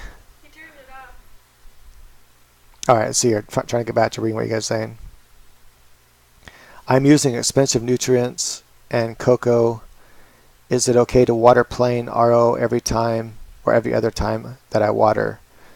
I don't recommend doing that, and the reason why is the whole point of watering nutrients every single time you water is that you're replacing all the nutrients that was there for the plants that they need. But if you absolutely need to save water, you can do that. What I'd recommend doing is maybe dropping the ppms down. So still water with nutrients every day, just drop the ppms down. So let's say I don't know what ppms you're watering with right now, but still keep watering that if the plant's like that. But every other day, water with only like 200 or 300 ppms. But always water with at least a little bit of nutrients. I'd recommend, because you want to be able to replace all the stuff that they're actually if they're taking up more phosphorus, let's say, than anything else, you want to replace all that every day.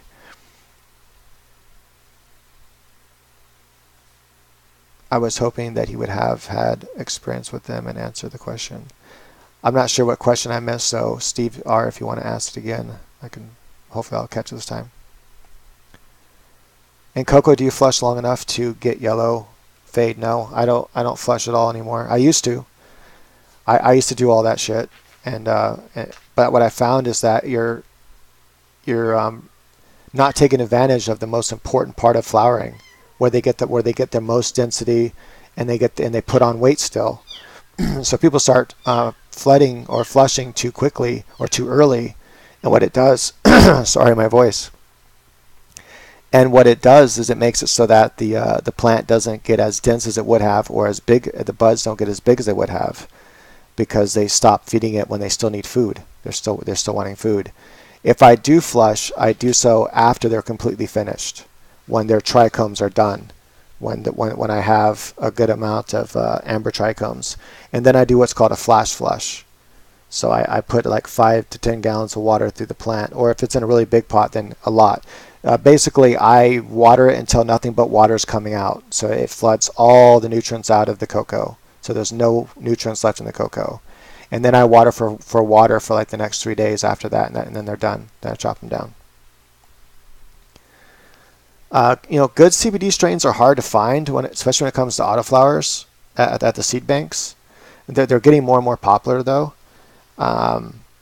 Obviously, popular CBD strains as far as photos go are going to be like Harlequin and AC/DC and Tsunami, and there's more than that, but I typically don't grow them because people don't want them. My girlfriend definitely doesn't want CBD strains, and most of what I grow goes to her to make oil. So yeah, I've grown the Gorilla Glue Auto by Fast Buds. Excellent stuff. And it's a very small yielder, though. Like, very small yielder, Steven. So don't expect to get over 3 ounces on average with that plant. But they're bomb. I mean, awesome shit. Compared to any... I'll grow it and compare it to any photo out there. I don't care what they're growing. They can grow OG Skywalker Kush. I don't care what it is. I'll put it up against anything. So it's not the biggest yielder, but if you don't have a plant limit or you're not worried about plant limits, just grow more plants and you'll still get the same yields that what you want to get out of your light. So this cat is insane. Kitties. I know why. I remember why I don't like when you're this age. I love when they're this age, and I don't like when they're this age. Say hi to everyone. Say hi. He's like, fuck you. I'm not saying hi to nobody. I'm a kitten. I don't know what the fuck you're talking about. I'm an animal, not a human. Oh, I named him Kawi. It's backwards for Ewok, because he kind of reminds me of an Ewok. So I named him Kawi. Yeah, that's his name. I think it sounds cool. It kind of sounds sort of Asian, His full name is Iwi Kawi, but I just call him Kawi. But if he does something bad, Iwi Kawi, what'd you do?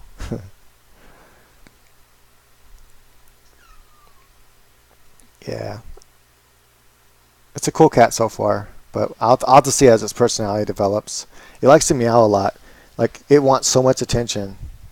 It doesn't want to just play by itself. It wants you to play with it constantly. So, and if you don't, it'll meow. It'll let you know. Keep on meowing until you fucking play with it.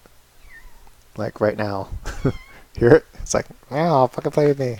Then it jumps up here and then it runs around like crazy cat. But yeah, anyway, gotta love them.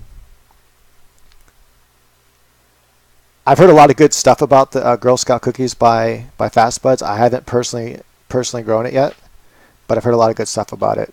The main thing about Fast Buds that I found so far... Oh, what are you doing? It's like jumping on the keyboard now. You can't do that. This is what the cat typed to you guys, just in case you're wondering. But yeah, the Fast Buds, the main issue with them is their seeds are not stable. And that's not just from me growing them. That's from a lot of people on 420 Magazine that's growing them, and a lot of us have had issues with them where they're not stable. Like, you'll get plants that grow all fucking weird and shit and just not right. Some of them will grow like they're straight, hemp. That is a straight ruderalis. They'll just have they'll grow like Dr. Greenspoon, kind of like that, just stupid looking. But when they do grow good, they're awesome plants. I highly recommend Dutch Passion's Colorado cookies. That stuff's amazing. It's stable. Everything by Dutch Passion is stable. So you're gonna get just awesome stable plants. It's a big yielder, much bigger yielder than the Fast Buds Girl Scout cookies. And it's got great flavor. It's got a nice headstone with a little bit of a body height to it. Just check out my review on it. I have a review on my channel that my girlfriend did, or I should say fiance did, of the Colorado cookies by Dutch Passion. And it's an autoflower.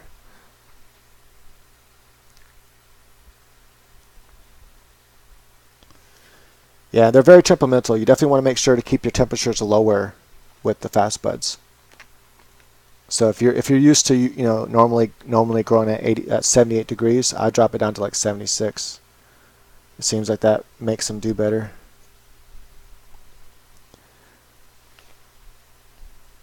What is it, cat? He's weird. It's like he wants attention, but then he wants to like run away, and then he wants to come back, and then he wants to run away, and then he wants to meow when he runs back to you. If you don't pay attention to him, then he'll meow. But if he's like running away doing his own thing, then he doesn't meow. Anyway, enough about the cat. No, I always do 18-6 with autoflowers the entire grow. So 18-6 the entire grow for autoflowers. With photos, I always do 18-6 for veg and then 12-12 for flower. Always the same.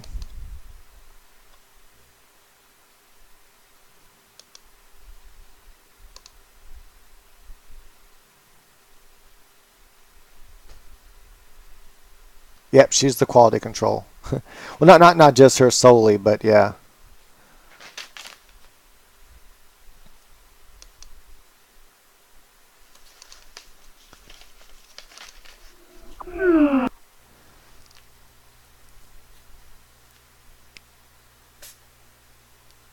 Any fast root growing tips for seedlings? One tip that works really good, and you're already going to have it with you if you're growing, is going to be using your bloom instead of veg. So just use a little bit of bloom. I mean a little bit, like 100 ppms. You use RO water, obviously, and then only like 100 ppms of bloom. And you'll notice that the root growth will grow and explode like crazy, as if you're using some sort of root enhancer. They also sell really expensive root hormones that you can use for that very reason, for making root growth grow fast. But I found that just using a low ppm of bloom will do the same thing.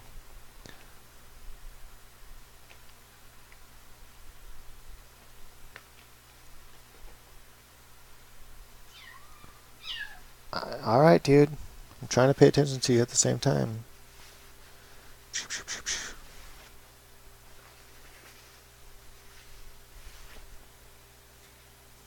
He's going to be so fluffy when he gets older.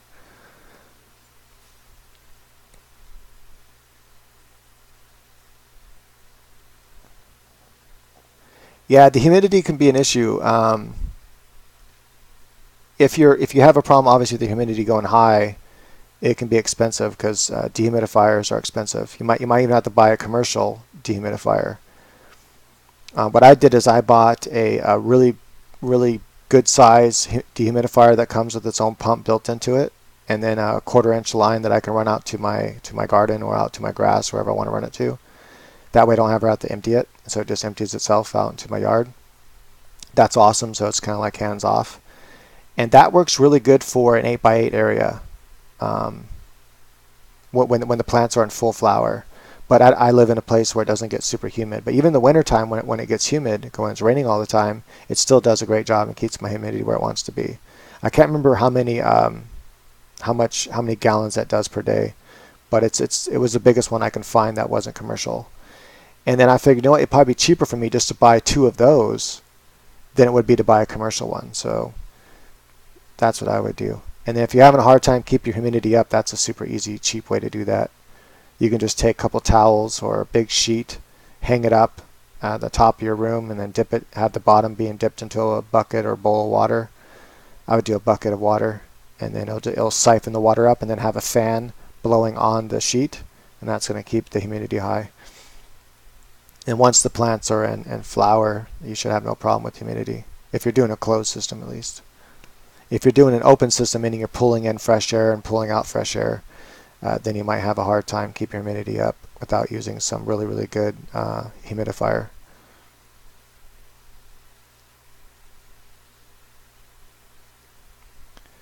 All right, so I've been going for an hour and 39 minutes. I might answer a few more questions before I head off.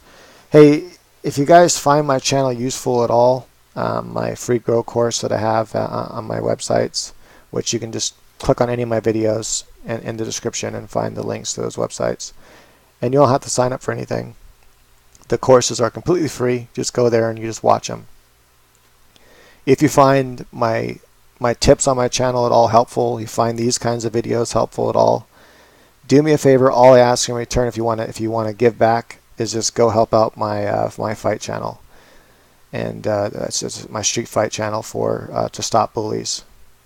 So yeah, even if you're not into fighting, that's fine. Just go there and support it by leaving a comment or sharing the video or something. And then to do that, you just click on my name, Grow Pot Cheaply. That'll take you to my channel's homepage. On the right-hand side, you'll see my other channels. And one of my other channels is going to be the street fight tip channel.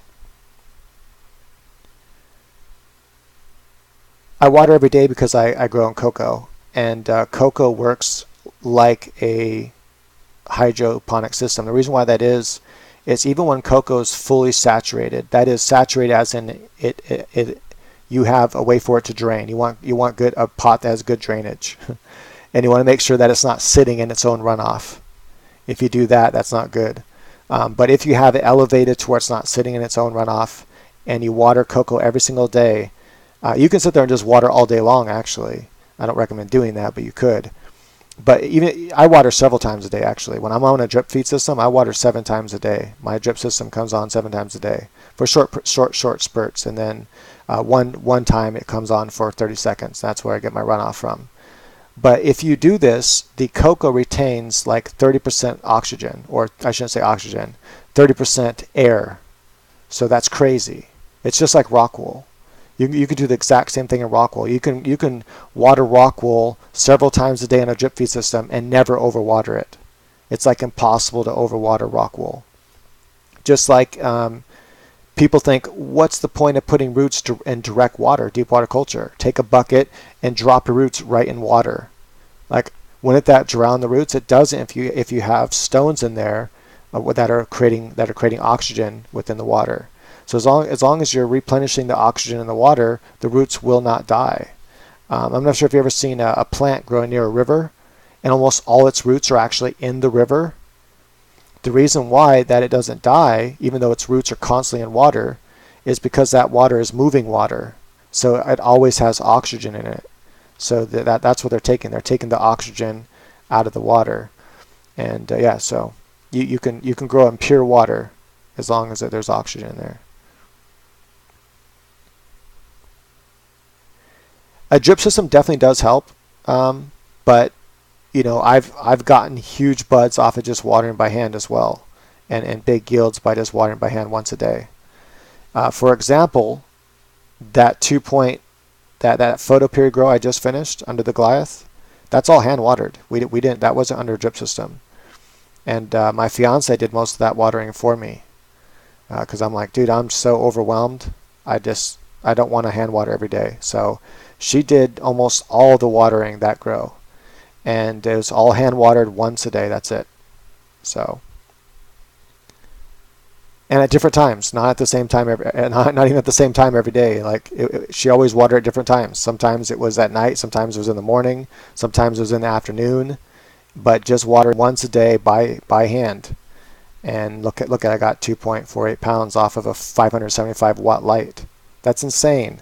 I want to look at 575 watts equaled me 2.48 pounds of dry weed. I got to type this. That's how awesome it is. That's crazy. That's insane. And that was hand watering. But this next one I'm going to do on a drip system. But we'll see what happens. People are going to think that if I get 3 pounds, it's because I put it on a drip system. I know that's what they're going to think. But really, I'm just going to do a slightly different method this time. I'm not going to grow as many plants, give them more breathing room, train them better so that they use the space better and they don't. Because what happened is I didn't put up any sort of trellising or anything, so a lot of the bigger plants were folding over the smaller plants, and so they were taking the light that the smaller plants should have been getting, and so those plants pretty much yielded nothing.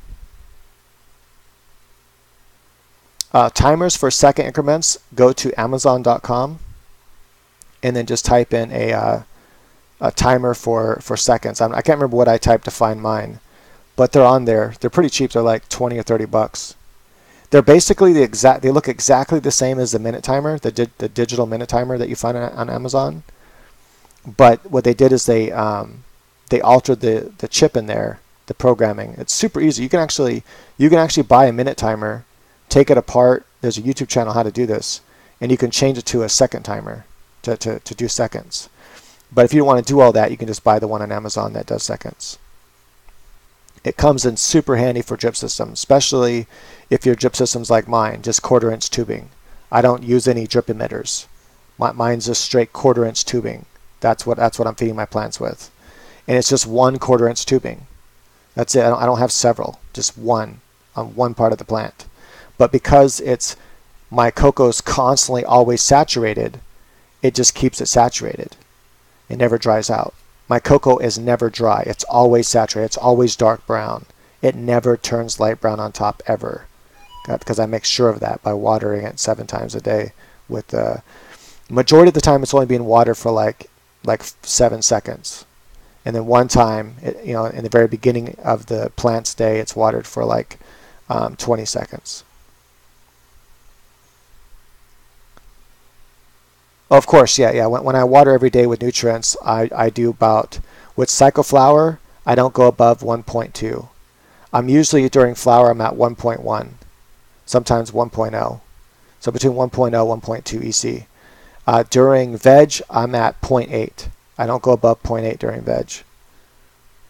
During seedling stage, that is from, this is one of my secrets that a lot of people don't do. One of my secrets is, from day 1, I start feeding nutrients. By day 1, I mean the very day I take the seedling and I put it inside there. Once because if you guys know my method, I wait until I basically wait till it's sprouted inside the paper towel. If it's not sprouted in the paper towel, I don't feed it yet. Basically, once its false leaves sprout, that is, it opens up the seed, and I see those false leaves, that's when I start watering with nutrients. And I water with about 200 to 300 ppm, day 1. And then once I see the false leaves, the very next day I have false leaves every time I do this. Literally within 12 hours I have false leaves, I have true leaves already within 12 hours. And then I start feeding with about 300 to 400 ppm every single day. That's when it just has one set of true leaves.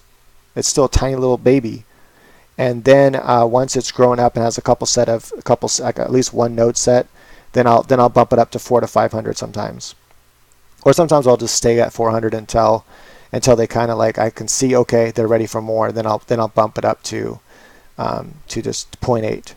Sometimes I'll do in between. Sometimes I'll just pump it right to 0.8 right there.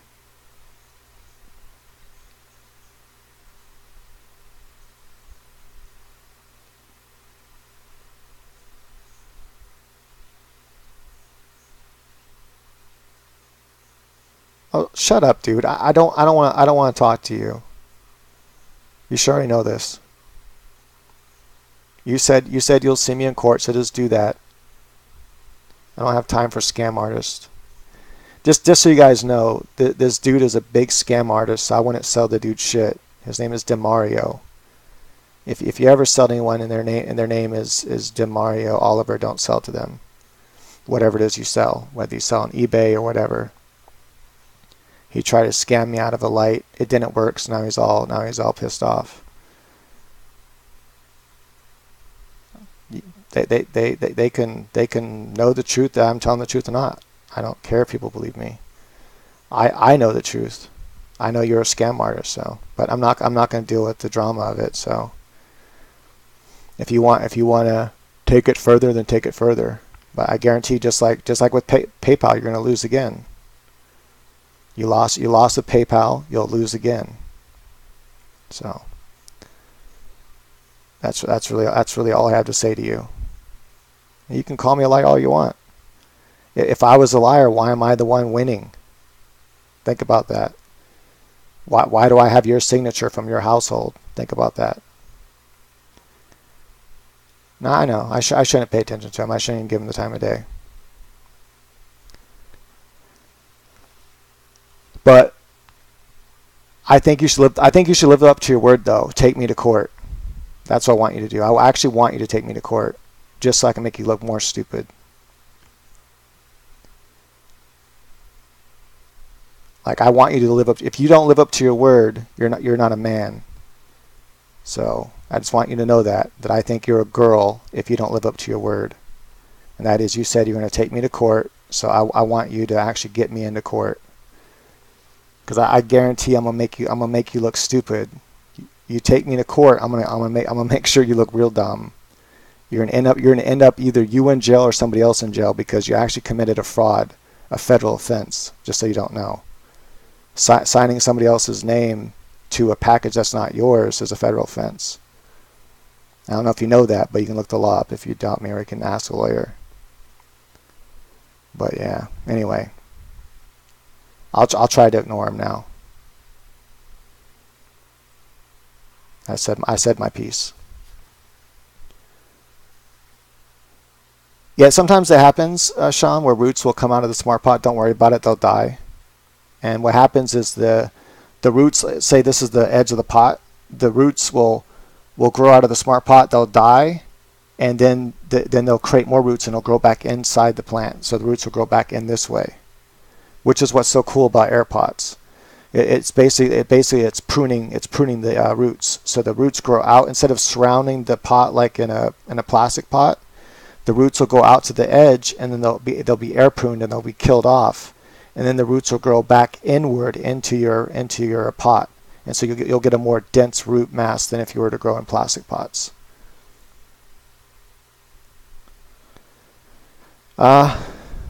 When Samantha Stone finds time to write the new book.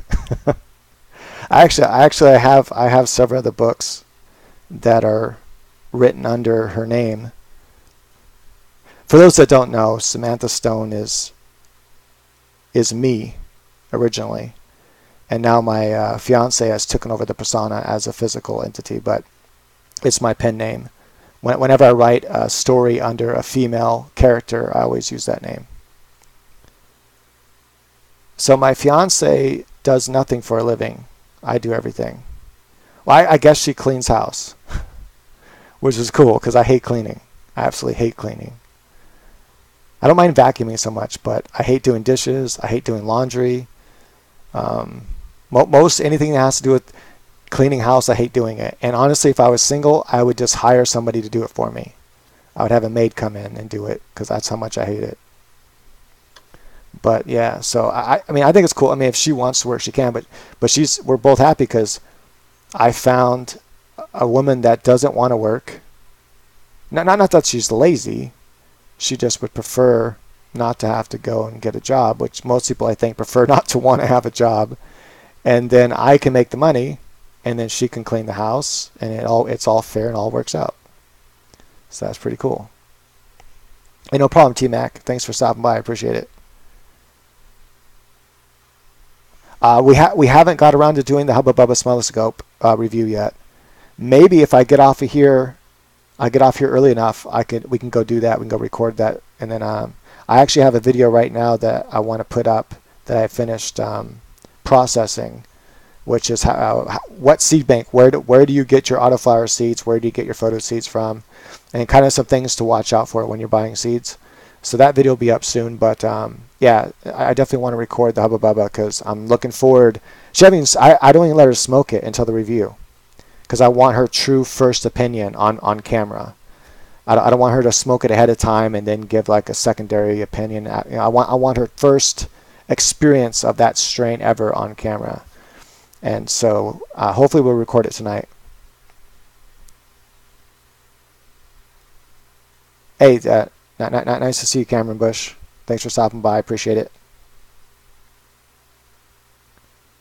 I made your 4-inch root starter system with a 4-inch pot with slots and holes. Do you think that it will work with your outside watering technique?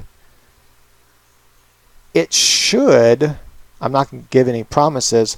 Honestly, what I would do, Ozzy, is I would just get some 4-inch Rockwell cube and just do it that way.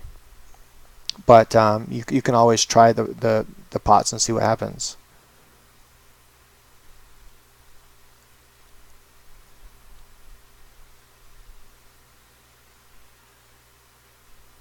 Let's see here. Hey, no problem. Ping Man, thanks for stopping by. So the only light that I recommend using a light mover on is the PS1000. And the reason why is I designed it to be so intense that you have to have it 3 feet above the plants. If you don't want to use a mover, you have to put it 3 feet above the plants. Otherwise, you will fry your plants. It's that intense. But if you put on a mover, what I found through experience of using it is you only want to move it 1 foot on the mover. So set your spacers that stop it from going back and forth 1 foot apart. That way it fully covers 4x4. It'll kind of hang over the edge a little bit in the 4x4 area. And you're going to get the same yield doing it that way than if you were to use covering 5x4 or 6x4. If you're not trying to get the most grams per square foot, then you can put it in cover 6x4. But if you're trying to get most per every square foot used, I would only cover 4x4 with it on a mover. Furthermore, if you want to get the best out of square foot, I recommend you either using the cob, which is pretty much, I think it's a little more expensive, but if you don't include the mover, it's cheaper, or the Goliath, which is the exact same price if you include the price of a mover to go with the 1000. So both of those lights will give you a bigger yield than the 1000. The 1000 has maxed out right now so far at I think it's 1.8 pounds dry. And the Goliath, I've been getting 2.5. In this last one, I got 2.48, so almost 2.5. That's just standalone by itself, not with any overlapping light. And then the cob, I know can get the same weight as the Goliath. It may be a little bit less, but it's going to be so less that it's not going to be really noticeable. So I recommend getting either the cob or the Goliath if you're going for the maximum yield per square foot. No mover with the door star, no mover with any of my lights except for the 1000. And I might be changing the 1000 altogether because I keep getting this question and it seems to be confusing people. And that is, they'll read my web pages and stuff and they'll see that the 1000 needs a mover and they'll think my other lights need a mover when they don't. They shouldn't be on movers. And so it's kind of creating confusion whether or not movers should be used. And I get this question all the time, like in my emails all the time. And so I'm thinking about changing the 1000 altogether to be a closet growing light. That is one that covers a 2x4, 2x5 closet, standalone without a mover. And then if you want to, you can use on a mover for vegging. And anyway, so I'm thinking about that. Either I'm thinking about just dropping it altogether. I don't know yet. I'm still debating. It needs to serve some other purpose. Either it needs to do something that the cob can't do. And the only thing it can do so far the cob can't do would be a closet grow, but it has to be 3 feet above the plants, which is too high. So I'm thinking about redesigning the entire light to where all the LEDs are more spaced apart. And anyway, it's going to be a whole other light at that point. It'll look it's going to be bigger than the 1000 now. It'll look similar, but it'll be a whole different light with a different purpose altogether.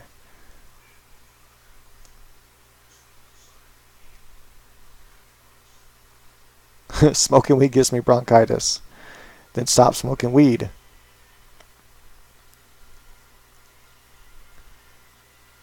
Are you asking when are the 1000s coming back? I'm not sure. I'm not sure yet. I'm going to keep them in for a little while longer because I haven't made my mind up exactly what I want to do with it yet. So a lot of people do like them on movers, and that's also a problem. It's like I've built a fan base for them, and even though the cob is a higher yielding light, people like the idea of being able to cover more space with one light. And hands down, for a veg light, it's the best. Like nothing beats it for a veg light. 430 watts covering 8x4, nothing beats that for vegging. There's no light on the planet that can beat that. I challenge anyone to find a light that can beat that. None. There's none. But right now what I'm working on is V2 version, and so I slightly redesigned the PCBs and also the fans, and I've been actually sending out to those that got an unlucky PS1000. I've been sending out the replacement cobs, and then now sending out replacement kits, which is cobs and fans together. When it comes to what lights I use, what I base it on is what gram. Rather, how do I word this? Rather, I base on how many lumens per watt's being used. To me, that's what's most important. It's really not that important how good the so-called LED is by itself. As far as if it uses too many watts, then it's not as efficient as using just two smaller ones of the same kind. So a lot of people ask me to go to the cob CXBs. The main difference with the CXB is they use more watts. They're bigger. They use more watts. That's the problem. But the amount of lumens you get out of the watts used isn't as efficient as using like the 3550s or 3950s, the CXAs. So that's why I use the CXAs right now, because lumens per watts used are better with those. That is, they're more efficient at giving more lumens per watt used than using the CXBs right now.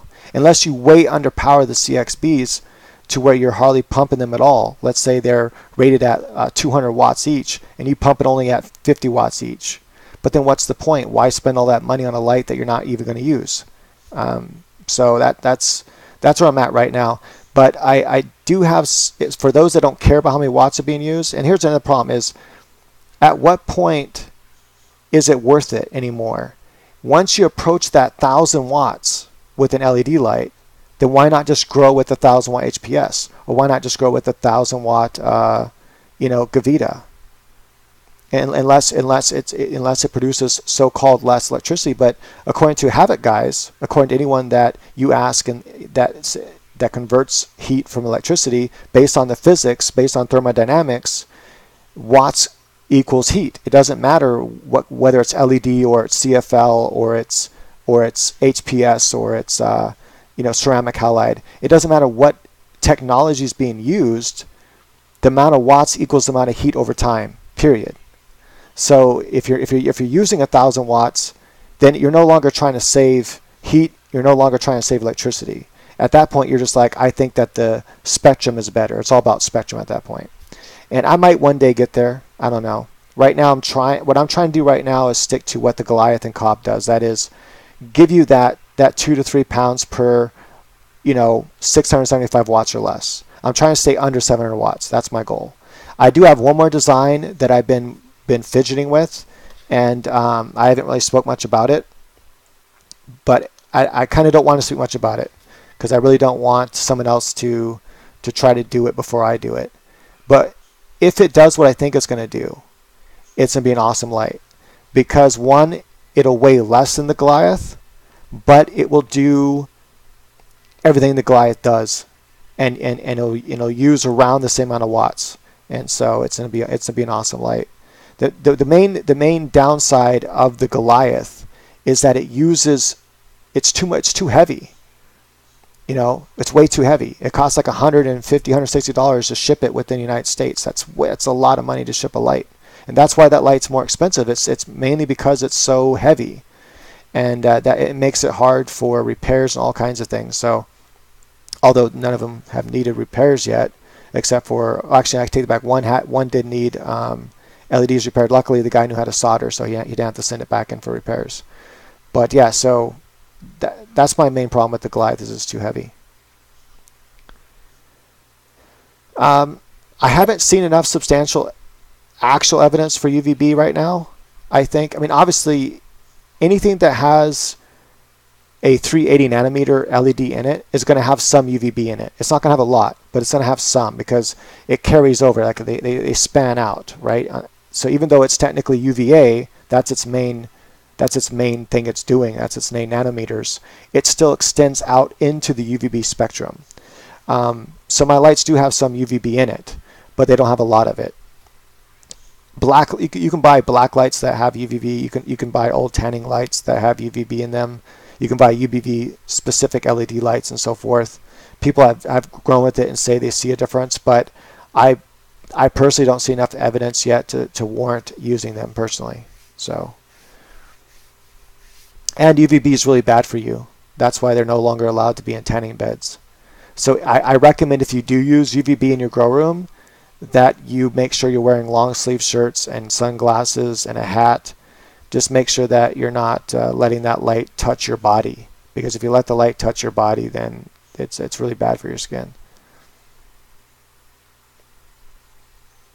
How do you make meth? I fucking hate that drug, so I wouldn't even think, even if you're joking, that's how much I hate that drug. Like, I'm all for drugs being legal, but that's one drug I would never in my right conscious mind want legal, and that's methamphetamines. Heroin, I would never want legal either, but I wouldn't mind if the opiate seed or plant was legal, the natural form it were legal. If that were legal, then I'm cool with it. It'd be fine. I already told you I'm not going to talk to you, scam artist. You're a scam artist. That's what you are. You're a scum of the earth. You're the reason why I have to have direct signatures, because of people like you. And that's why either you or someone in your house broke the law. It's simple. Either you signed for it with a signature that doesn't look like your signature, which means you committed an actual federal offense, or you or someone else in your household said they were you and signed for your package, which is also a federal offense. So however you look at it, someone committed a federal offense. So anyway, you're a scam artist, you're a piece of shit. That's what I think of you. And if I'm wrong, if I happen to be wrong, and FedEx is wrong, and your bank is wrong, and everyone else is wrong, we're all wrong about you, then by all means, I will make it right. But as of right now, all evidence shows that you're a scam artist, and that's that. Hey, thanks, Matthew Roberts. I appreciate it. What's the best space and setup for running two dwarf stars? Personally, what I would do is I would make them maybe a foot apart. And so they're going to, each one covers, if you have them the short way, they cover 3 feet. The long way, they cover 3.5 feet. So you're going to want the short way is what's important in this case. So each one's covering 3 feet. So that's going to be 3 feet and 3 feet, which would be 6 feet. And then you have them a foot apart, so that way you're covering right around that 7 foot mark.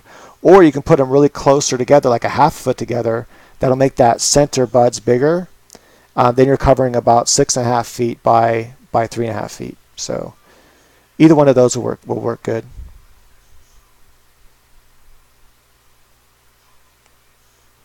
Hempy buckets with seedlings, how many times do you water? So with hempy buckets, I imagine you're referring to pure perlite inside of a bucket with the hole drilled in about two inches from the bottom.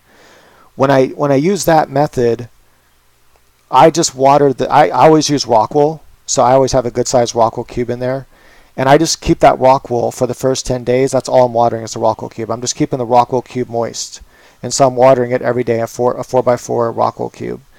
And then after the 10 days, I start watering on. By then, the roots should have reached the bottom of the bucket by then. By then, I still keep watering the rock wool cube just in case, make sure it's staying moist. And then I start watering on the edge of the bucket, letting the water go down and displacing the water in the bottom. So that way it displaces the water that's at the bottom of the bucket. And then I watch the rock wool cube. If the rock wool cube is drying out, I know the roots haven't reached the bottom. If the rock wool cube is staying moist, then I know the roots have reached the bottom. At that point, I just keep watering at the very edge of the bucket every day, displacing the water that's in it. You can do it every other day and it still works, but I like to do it every day to make sure that they have all the nutrients and all the oxygen that they need.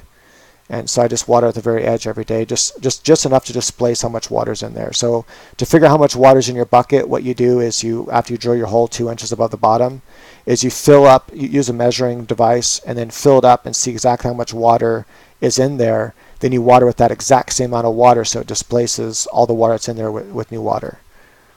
And that's how I do it when I do hempy buckets. I haven't done hempy buckets in a while though, but I do want to try it again just to see what will happen. Let me see something real quick. All right, I'm going to go ahead and close out the Pal Talk room because no one's asking questions there anyway. I thought that would catch on and be cool. It would have been cool, right? I mean, for everyone to hang out in Pal Talk and talk on voice chat with each other rather than me having a monologue and then people text chatting. Everyone would have taken turns voice chatting and all talking to each other. If you guys ever want to do that, let me know. If you guys ever want to just have a Pal Talk chat session where we're all hanging out and we're all talking to each other and taking turns talking, it's actually really fun. And we can talk about all kinds of shit to do with marijuana and share knowledge with each other and all that good shit.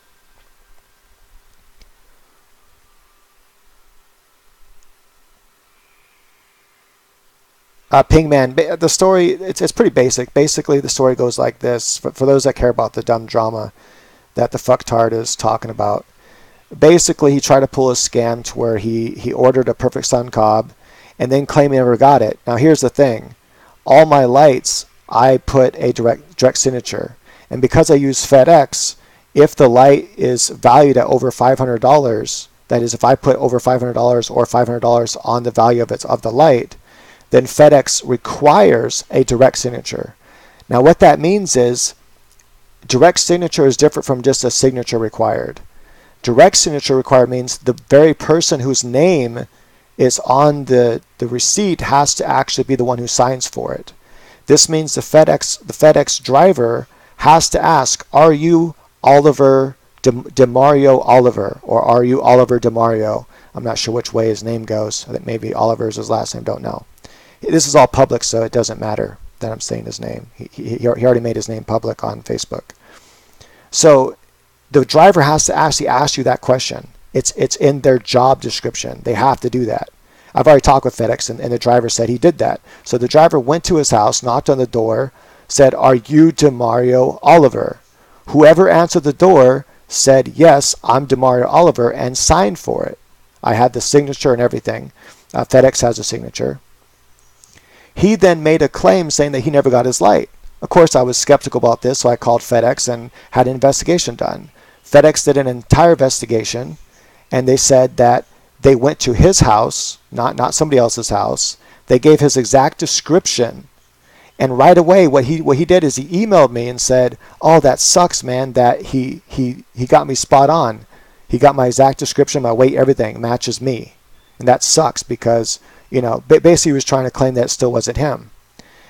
Then Pal Talk, he made a Pal Talk claim, and Pal Talk ran an investigation of their own, looked at all the evidence that I gave them, and then turned over the claim. In other words, I won the claim, and he didn't. So even though I was absolutely positive he was a scam artist, and that he already had a free light in the first place, I still went ahead and signed the papers over to FedEx because FedEx made an offer to me to give me my money back for the insurance. Instead of accepting that money, I let Oliver accept the money. I actually wrote a hand letter to FedEx saying that he can have the money, just in case all the evidence was against him was wrong, which is very unlikely. And then I even made him another offer. Even though I was still positive that he was most likely a scam artist, to test him just to make sure, I said, look here's what I'll do. I'll give you a cob for $500, right? Because now he's getting all his money back. I'll give you a cob for $500. Oh no, I bought T5s. T5s for flowering? Are you like that? Then I knew for sure that he was full of shit. I knew for sure that he was full of crap and that he was a scam artist. I was already 95% sure anyways. Then he just flat lied and said that he never gave me an email that said that they nailed my exact, how I looked down exactly. So that's the whole drama thing that's happening.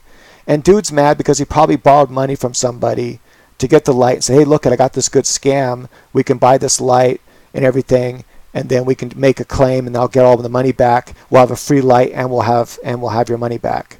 So he probably owes somebody money, and that's why he's so bummed out. But anyway, we'll see what happens if you can take me to court. Try to get me in court, because you won't get me in court. You'll get my lawyers in court. But try to get my lawyers in court, because I'm telling you, they're going to make you look so dumb, and you'll probably end up going to jail over it because you actually committed a federal crime. I let all that go. That's up to you. You could take it further if you want to, but what's going to end up happening is someone is going to get in trouble. That's what's going to happen, and then you're going to get countersued, and I'm going to take you for everything that you got, everything. I'm going to take everything I can. I'll take your fucking car, everything, anything and everything I can possibly take from you, I will take from you. That's how I roll. When people fuck with me, I give them everything I got. I'm giving you a chance just to bow out and be like, hey, you got $500 on me. Be happy with that. That is, you got a free light or basically got a light for $500. Either way you want to look at it. You got a light and $500. Be happy with that. Stop while you're ahead. That's my recommendation to you, because I will not stop. You keep this going, and I will not stop until I take you for everything you have. Everything. I'll spend more money than is necessary to do it. I'll hire whatever lawyer I need to make sure it happens. I don't like, that's just how I am. I only give people so much leeway with me. I only give them so much mercy, so much kindness. But if they keep pushing and keep pushing and keep pushing, and they don't accept that kindness, and they try to fuck me over even more, you're done. You're done at that point. So I'm just giving you a warning now. So you can take it or not. You probably won't. You're probably too stupid. But it's fine. Do what you want. And we'll see what happens. I know you need your money to pay off your crackheads. I get it. You need money to pay off your crackheads because you try to pull a scam on me, and it doesn't work on me because I'm smart. Believe me, I've had more people than you try to scam me, and it doesn't work because I'm smart.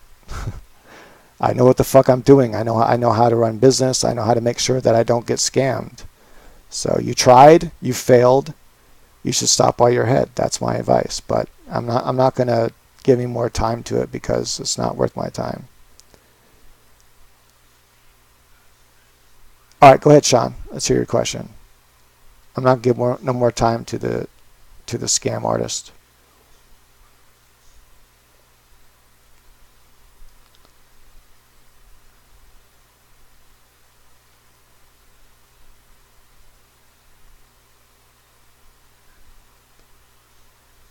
Four cobs and a dwarf star in the middle. Would you recommend it? How would you space it? Only can have 6 in flower. So if I were going to use the dwarf star and cobs, yeah, that's how I would do it. I'd put the dwarf star in the middle, and then I'd put the cobs on the outside. Because what's going to happen is some of the spectrum of the dwarf star is going to reach the cobs and will blend with the cobs. You're not going to, they're not going to be like super strong with my spectrum, but it's still, they're going to have some of my spectrum blended with them. What happens is, I've actually tested this to make sure, is I took a cob that is a 300K cob, which is all white light. And then I took my spectrum next to it, and then I measured underneath the light that has my spectrum, and then I measured in the middle that is measuring the spectrum itself, which I use this very expensive machine that I have that I use, made by, I forget who makes the machine right now. I have to go look at the name. It's on the machine, but it's the absolute best handheld spectrometer in the market. Period. It actually gives me almost identical results to the big spheres that are used. And I had my lights tested that way too in the spheres. But anyway, so I tested it directly under, tested it in between, and then I tested it directly under the cob, and I couldn't believe it. My spectrum showed up directly under the cob, even though it shouldn't have. When I put a barrier between it, a black piece of cardboard between the two lights, and then measured underneath the cob, my spectrum went away. My spectrum was no longer there. That is, the deep blues and the deep reds and stuff were totally vanished. And so basically the photons mingle and mix together. And so that's how I would do, yeah. I would do the dwarf star in the center and then the cobs on the outside. If you can, if you can afford it or afford the electricity or whatever it is that's holding you back, on the edges along with the cobs, use little bar lights about this big, the foot-long bar lights. Get them custom made where they have just deep reds and deep blues only. That is about 670 nanometers for the red, or 680, and then about 440 for the blue, or even 430.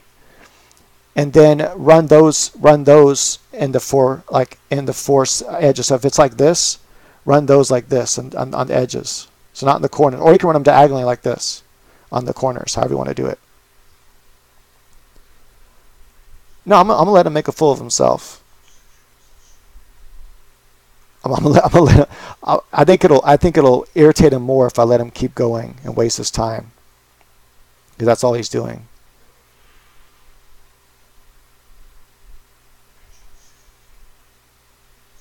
Would it be okay in just the tent with 50 watt LED over 4 plants? It really depends what LED you're using. I mean, there's some decent LEDs out there, and then there's some absolute shit LEDs out there. So if it's a decent LED, 500 watts should be okay for one plant, maybe two max.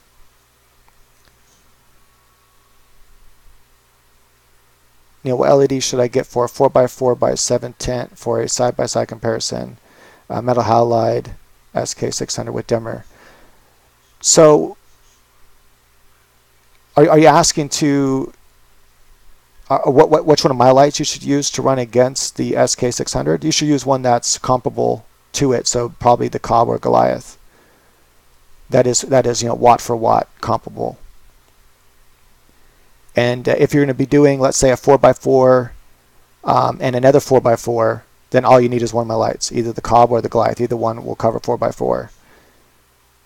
And I guarantee it'll blow the SK600 away. I already know this because I've done a par reading on the SK, the Spectrum King 600, and it comes up way short on the edges. It pretty much drops off on the edges. Your edge buds will be nothing with that light. And it's all white light, so it misses out on the deep blues and deep reds. So that helps give you the big flowers and the density. Which one should I use to run against my 1000 watt Hortilux?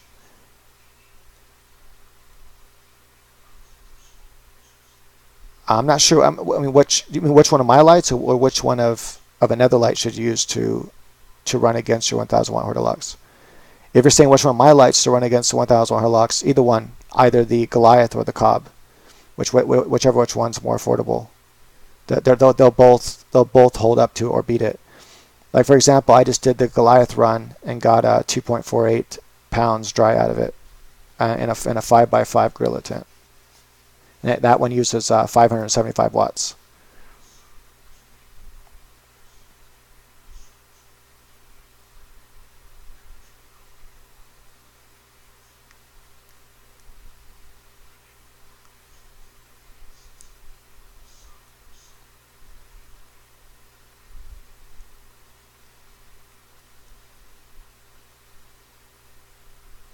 Do you use the same ppm for autos? I heard use less.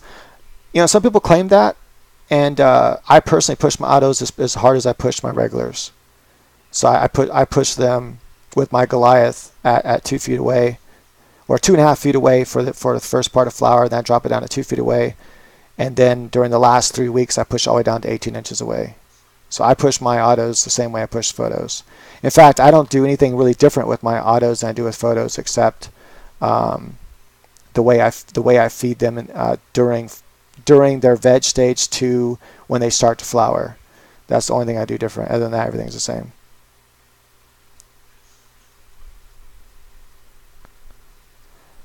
Yeah, we can talk ceramic metal halides, whether it's 315s or the 600 ones.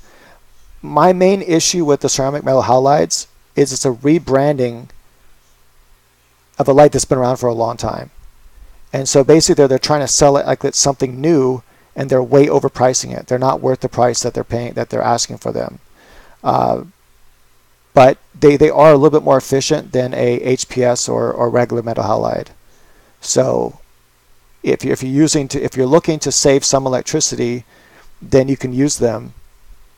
But you're going to save a lot more electricity if you use LEDs, and you're going to get bigger yields out of it.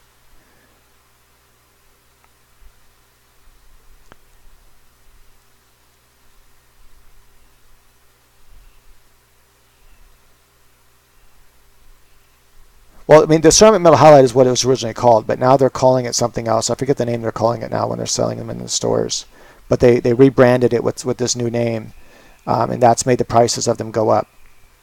But they're not worth more than a regular metal halide or regular HPS bulb. There's nothing special about them. So if they're trying to charge you like tons of money for them, it's not worth it.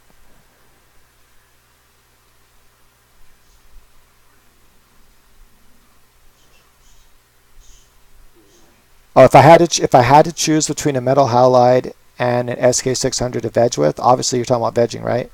Because I wouldn't flour with a metal halide. But I mean, imagine what you mean by MLH, or is MLH some other brand of LED I don't know of? If MLH is some other brand of LED I don't know of, then I'm not sure which one I'd pick, because I've never heard of it. But I would never grow with the SK600, period. I would never grow with that light because I already know what its average par is, and it sucks. And it's all white light, so I would personally not grow with that light. I'd rather grow with the 600 watt HPS by Apollo, like some cheap Chinese 600 watt HPS, because I know I would do better with that than with their SK600. I'm gonna save that for a video, Star Delta. I'm actually gonna do a side-by-side comparison with the Perfect Sun Cobb versus the SK600, and I'm gonna do all 17 points of measurements in real time so everyone can see for themselves what the average par is of both lights. Because I know they won't do it. I've asked them to, and they won't do it. I've asked Kind to do it. Kind did it actually. Kind did an average testing of their biggest the biggest light. What is it called? Is it the KL 1000? Anyway, I can't remember what they call it, but their biggest light they sell, they did do a average par rating on it, and it came out to 368 or something like that. Definitely not something to boast about, especially when a 1000 watt HPS, just regular 1000 watt HPS, comes in at 575. That's the average par of just pretty much any HPS out there, no matter what brand it is, really. And the average par of the Goliath is 82? I think it's 582. And anyway, I'm pretty sure that's right. You can check the video. I did it on video. So, but yeah, I want to do this. I want to do that same thing with the SK600 and versus the Cobb, just so people can see the difference when you actually take the measurements in real time and then do the math.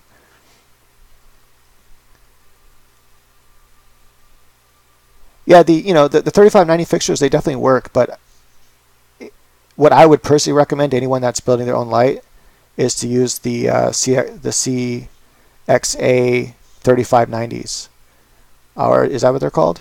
Is it the? I always mix up the numbers, but I think it might be. And anyway, it's the ones that are basically maxed out at 65 watts. The Cree Cobb that is 65 watt max. Run those at the 25. Maybe it's the 25. No, it's not 2590s. I can't remember what number they use for that one. Anyway, the Cree Cobb that runs at 65 watt max. If you run that one at about 45 watts, that is, only run 45 watts to each one. That to me has the most efficiency per watts being used. So just use more of those, and I think you'll get a better yield than if you use less of the bigger ones that use a lot more watts. Same thing with CFLs. Whenever someone asks me like CFLs, how would you grow CFLs? I grow with the smaller CFLs, the ones that are used for house lights, and I put a bunch more of those over a plant and get better yields than if I use a big monster CFL that's like huge and actually uses like 200 or 300 watts. I'd rather take that 200 or 300 watts and put it in a bunch of lights that use 23 watts, and that are equivalent to a 100-watt bulb, and the amount of lumens per square foot you get is actually higher because they're more efficient.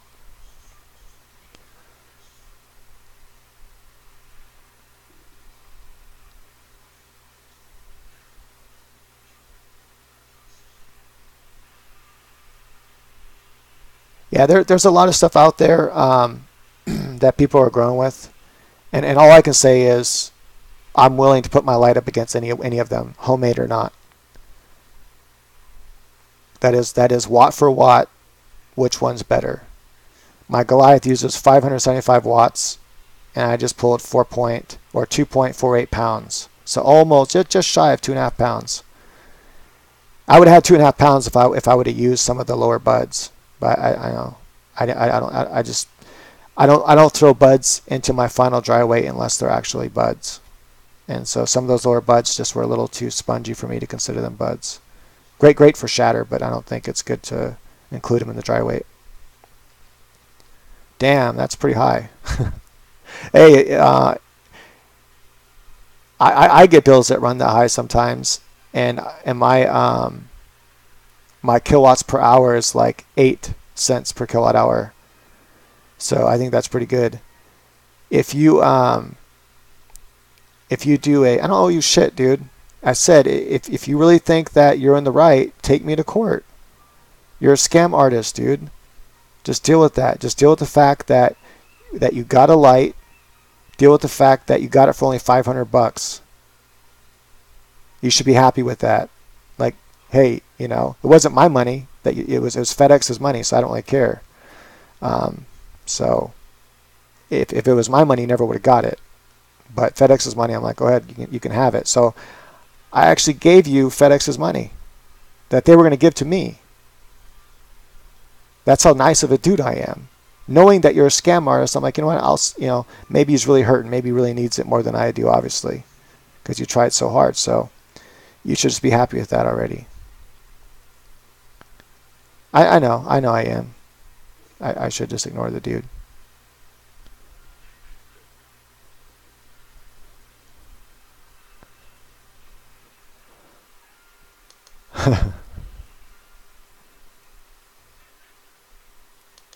I don't know. All I know is people that know me. They know what kind of dude I am.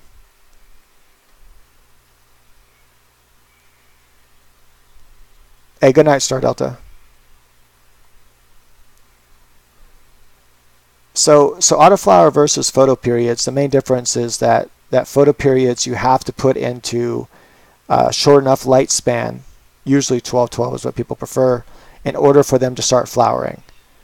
Sometimes they'll flower even with 14 hours of light, but with an autoflower, they're genetically designed to flower on their own, no matter what lighting. You can put them under 12-12, 24-0, 20-24, or 18-6 is what I prefer, and I get the best results with. But they're going to flower genetically on their own, and they also can flower if you stress them out too early, and then you'll get a very short plant. And so it's really important with an autoflower that you don't cause any stress during that veg time, or even during any time. If you want the biggest yield you can possibly get out of an autoflower, you want the whole grow to go perfect, no stress at all on that plant. You'll get the biggest yield you can out of it. But that's the main difference, is autoflowers flower on their own.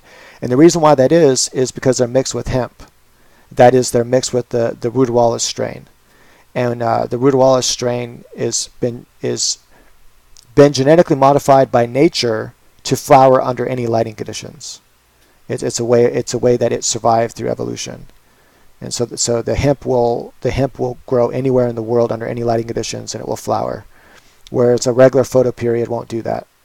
It has to have certain lighting conditions in order to flower.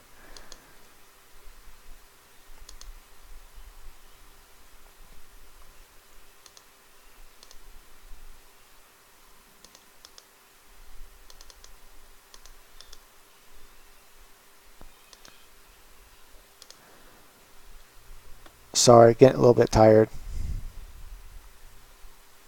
2 hours and 34 minutes already on here. That's a long time to nonstop be answering questions and talking. You wouldn't think it'd wear you out, but it kind of does. Like, wears your mind out. Not really. It doesn't wear your body out, obviously.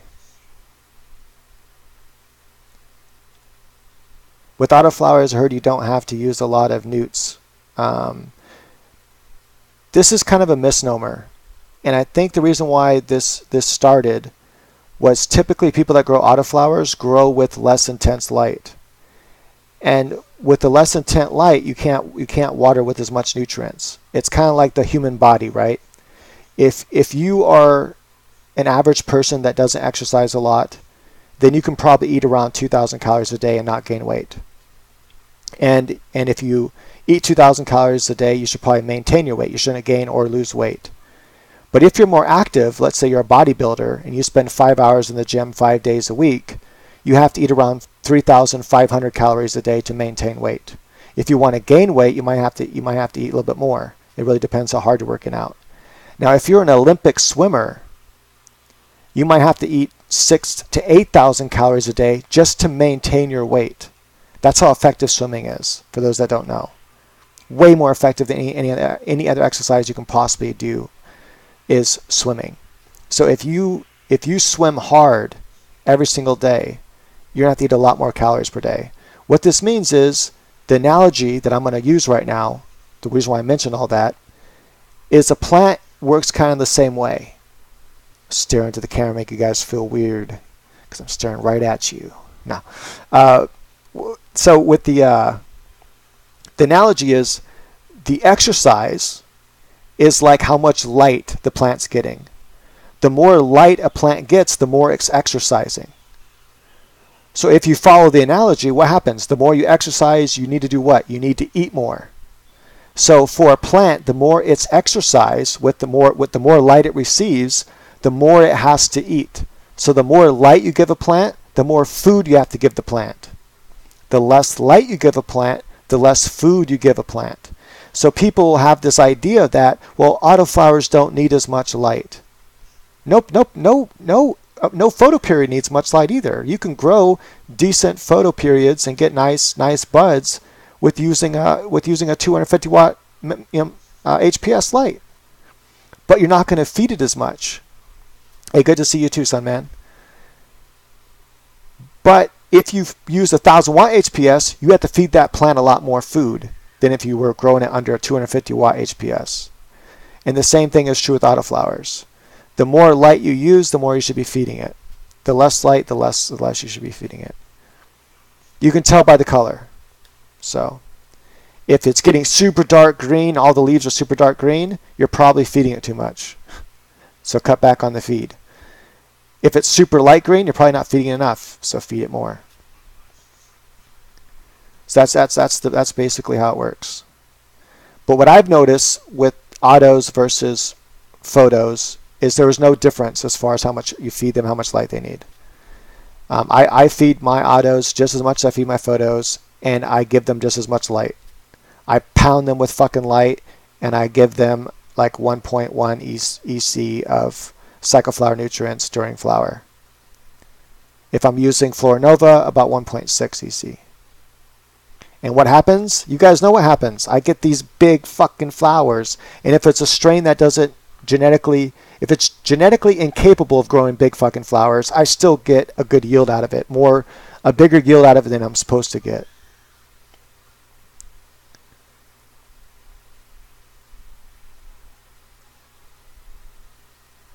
I like a nice green, a nice forest green. That's what I personally like. I just like a nice forest green. I don't like it to get too dark. If it's like a really dark green, that's not what I want. Then I'll cut my nutrient back. And that was the first thing I noticed when I switched to cycloflower, is I gave it 1.6 during flowering, and my shit got super green. I'm like, oh shit, this is good fucking nutrients. So I cut it back to 1.4. I'm like, that's still too dark. And then the next grow, I'm like, all right, I'm going to go with 1.0 and see what happens. At 1.0, perfect green. So I stayed between 1.0 to 1.1 during flower with cycloflower nutrients. So by the way, that's just It's Psycho Flower Nutrients. I don't get paid shit by them, just so you know. It's just what I use right now. I like it. In fact, I have a few companies right now that are trying to get me to try their products and then to make a business deal with them. And I'm like, I don't do that. I don't want your money. I got this one company right now that wants to make a business deal with me, that if I use their product on my channel, they'll give me a certain percentages of whatever sales come through my channel. Basically, they want to give me an affiliate link, and then whoever buys through my affiliate link, I get paid money for it. I'm like, dude, I don't need money. I don't care. I made him this deal. I said, look, this is what I'll do. I'll try your product, and I'll give an honest opinion what I think of it, and that's all I'm going to do. I'll try your product one time. If I like it, I'll say I like it. If I don't like it, I'll say I don't like it. And they didn't get back to me. And most companies don't, because they don't want an honest opinion of their product on my channel. Now, there's one company that did do this, and that was the Daily High Club. And I gave my honest opinion, what I thought of the box, what came in it. And I think it's a pretty cool deal. And I also did a review of Atman vaporizers, and I gave my honest opinion. I thought their vaporizer for vaporizing marijuana, the oil pen was fine for what it was. It's kind of doesn't last very long, but it's fine for the price. But their one for vaporizing marijuana, I thought was a piece of shit. It burned way too hot, and it just wasn't a good design. It made your marijuana taste like shit. So it's not a vaporizer. It's just not. It doesn't burn at a low enough temperature to be a vaporizer. And I gave my honest opinion. And a year later, they came back to me, and they tried to get me to do another review for them. They say, hey, we got better products now. Do you want to do another review? And I said, I don't want to do another review. I go, because I'm going to give my honest opinion, and if it's still a piece of shit, I'm going to say it's a piece of shit. So if you really want me to do a review, you can send me a product. And I said, I want to only review your oil products. I don't care about your weed products. If you have oil vaporizer pens, I'll try those, and that's all I want to try. I told them specifically I wanted to try the ceramic one, the one that has a ceramic plate rather than a spring. And they're like, what about this one? I went, nope, I want to try your ceramic one. That's the only one I want to try. And they never came to it. They never sent it. So I realized that they didn't want an honest opinion of it.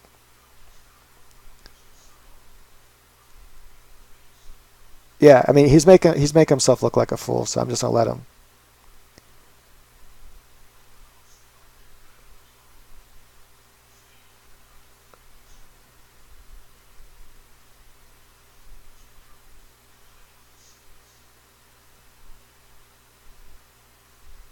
No, I'll let you talk in here all you want in the live chat room. I can remove you if I wanted to right now, but I'll let you talk in here and make a fool of yourself.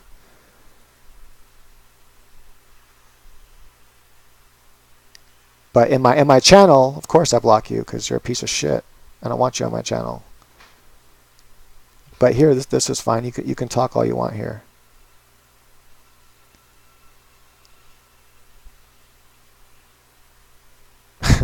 Give me a wrench. That's funny. I don't need a wrench. I was born with wrenches right here. He's doing our head in. All right. Hold on.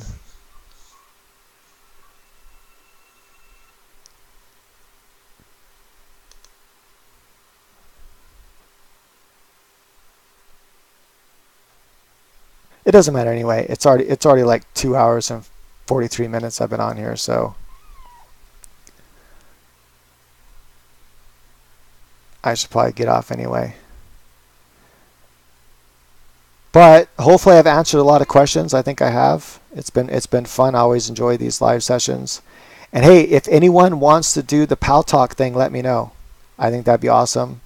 We can all hang out in Pal Talk, take turns talk on the microphone and answer each other's questions, or just talk about weed in general and growing, and just share our knowledge and what we found that we think works and doesn't work and all that kind of stuff. Neil, how exactly do you PK boost? I'm day 21 into flower today, and I have no clue if I'm still early or late. So basically, you can PK boost the entire time if you want to. Just don't use too much of it. Uh, what I personally do when I want to give them extra PK is I answered this earlier, is in the very beginning when they first start having white flower tops on them, hit them with some PK booster. Hit them with like half of what whatever PK booster you're using. Hit them with like half of that. You don't want to give them too much. You don't want your ppms to go up too much. So let's say your ppms are right around 900, and that's what you feed with daily. Then you don't want it to go over 1,000. And if you have to, lower the amount of nutrients you're using in order to accommodate for the extra PK you're going to feed them, or do a PK on its own day. So if you're going to give them a PK boost, do it on its own day. Now I typically PK boost for an entire. I use a reservoir, and my reservoir typically lasts for about 4 days. And so I just fill my reservoir with the PK booster and my nutrients. I don't drop my nutrients down personally because I don't give them that much PK. It might raise my PK or my ppms up to 100 ppms or something like that. Is typically what I do. And then hit them again about 3 weeks later, and then hit them again about 3 weeks later, and that's it.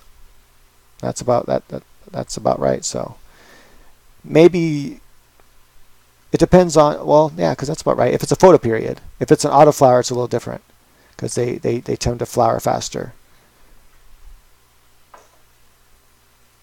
So as far as that's why I like to describe how the buds look. So give them a PK booster when they just have like little white flowers on them. Then give them a PK booster when all those little white flowers are starting to come together as one bud. And then give them a PK booster again after it looks like an actual bud and it's started to dense up. Basically when they have like about 3 weeks left. Hit them with the PK booster one last time. Hey, thanks Star Delta. Appreciate it. She appreciates it too. She's actually in the kitchen right now. Hello. She says hello in case you can't hear her.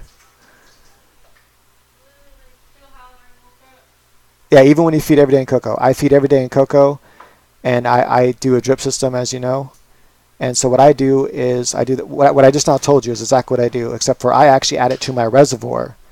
So I'm not just feeding them one time. I'm feeding them for several days a PK booster for usually about 4 days. Sometimes my reservoir will last me a week. It really depends on how many plants I'm growing with it, how many drip feeds I got going.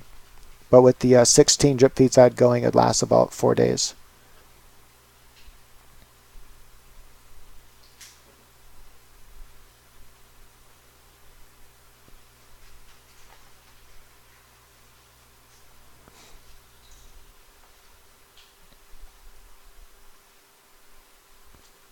Yeah, no problem.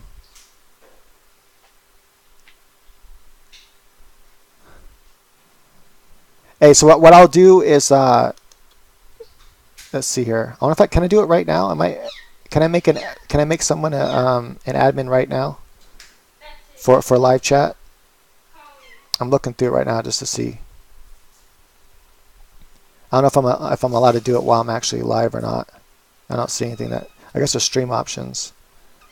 It doesn't matter. I'm about to close it down anyway. But for next live show, I should make someone else an admin. So if they wanted to, if they wanted to shut up people that are stupid, they can. But only people that are stupid. If they're not spamming or anything like that, then just let them do their thing. But if they're spamming and being retarded, then yeah, you can slap them in the face. Yeah.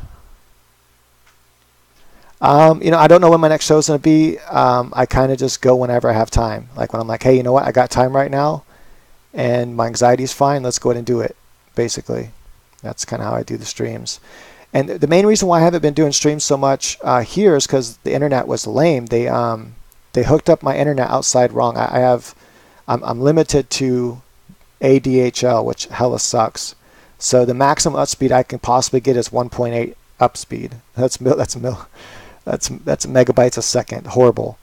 My new house, I'll have 1,000 down and 35 up, so that's gonna be awesome. I'll be able to stream like 3 separate things simultaneously. But what I had to do is I had to go out to NID myself, and I studied for about 2 hours, or maybe it was an hour or two. I can't remember. It was either an hour or 2 hours. And I went out there and I rewired the shit all by myself because I have a bonded line coming into my house, a bonded ADHL line. And so I wired it up myself, and then suddenly I was getting the speeds I was supposed to get. Prior to that, I was only getting one speed, like basically one line speed.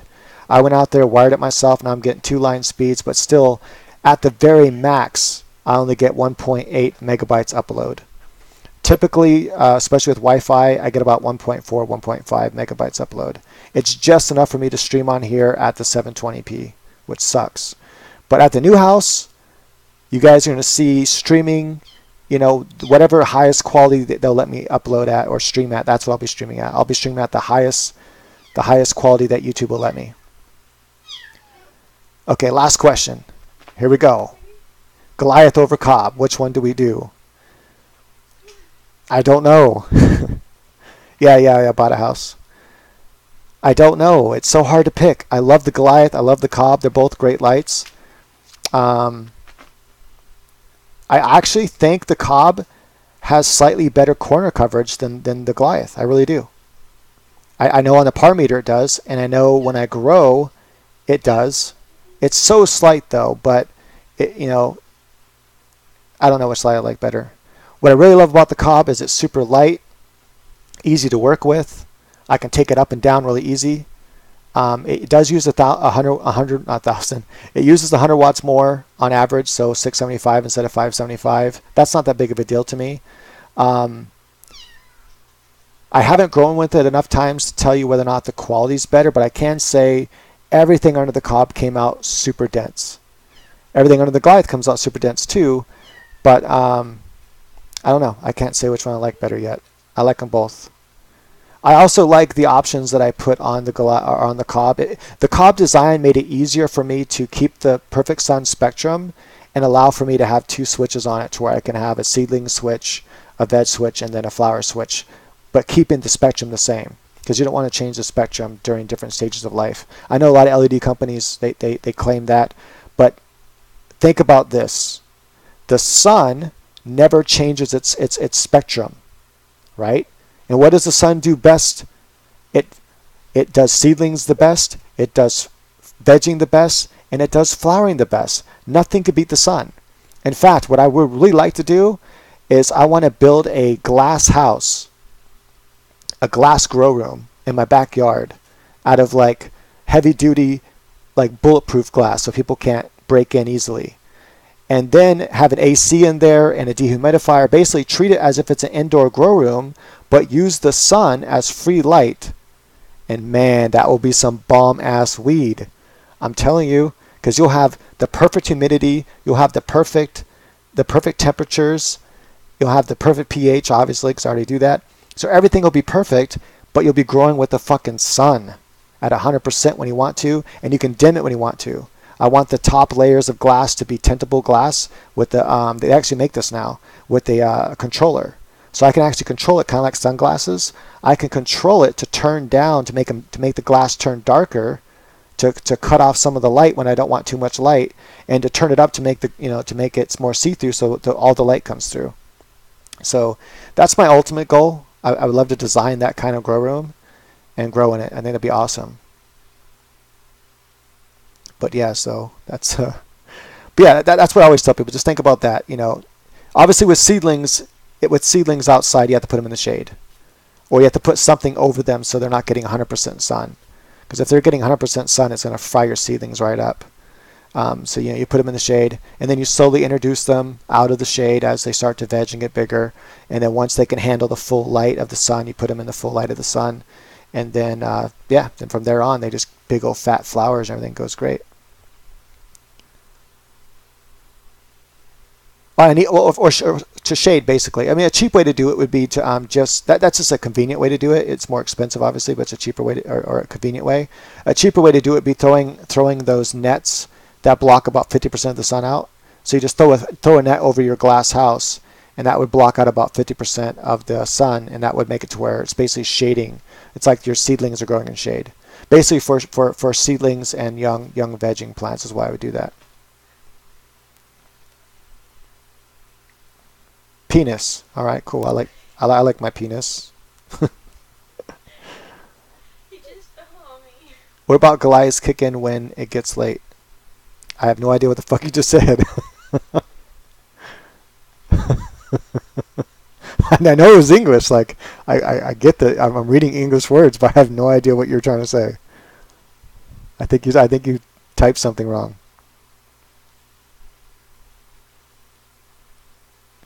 What about Goliaths kick in when it kick in when it gets late? I still can't make sense of that. I'm trying to figure out what you're trying to type, what you're trying to mean. I can't figure it out. Oh, okay. So you're saying, yeah. So when the sun isn't out long enough, yeah, throw some Goliaths in there. If I did that, what I would do is I would put the Goliaths at an angle on the sidewalls at an angle like this. That way they don't block the top down sun. Because if you put them above the lights or above the plants, they're going to block the sun, right?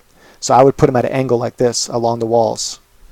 And so I'd probably actually build special lights for that room if I did that. I'd build special wall light rooms that are longer and skinnier. Actually, you know what? I would just use a long dwarf star. I would just take my dwarf star and design one that's like 3 to 4 feet long or something per light, and put a couple of those along the edges of the wall to hit my plants when the sun's not as intense on days like when the clouds are out or something.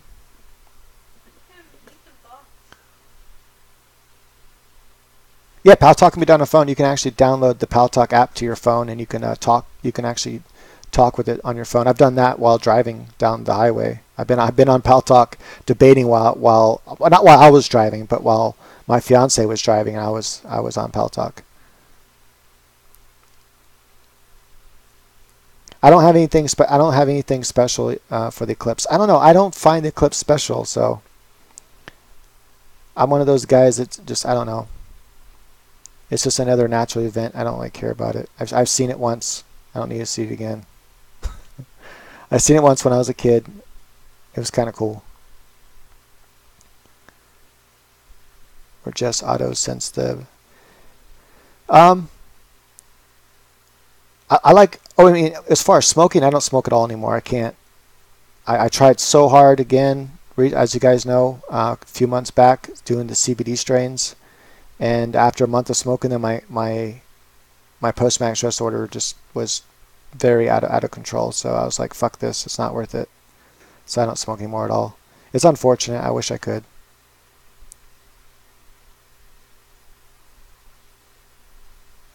Have you seen the LEDs with cloud simulation? No, I actually haven't. I don't see the purpose of that though. Like, why would you want to simulate clouds? Because that's what makes your grow not as good. The clouds. Like, whenever I go out and I see a really cloudy day, if I'm going outdoors, I don't want that. I want to turn lights on. You know, I want to turn some side lights on my plants because you want them to get that full lighting.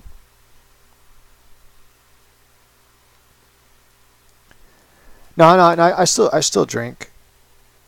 Although I probably shouldn't drink either. It's not really good for you, but drinking once in a while is fine as long as you don't overdo it. I'm a pretty health conscious person, and I really do believe that marijuana is totally healthy for you. In fact, I think that it's a medical miracle basically, and that's obviously that's why I grow it for my girlfriend, because I see what it does for her. I see what it does for my brother-in-law. I see what it does for all kinds of people. It helps them in many ways. It helps her nauseousness, helps her pain, helps my brother-in-law's pain. My brother-in-law has a lower slip disc in his back, in his vertebrae, and he couldn't work before he started smoking marijuana.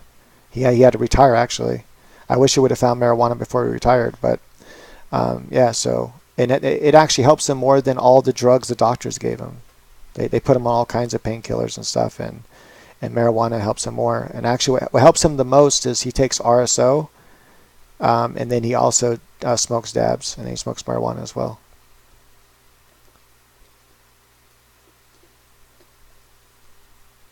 Yeah. Some people it helps with their seizures. I know there's this.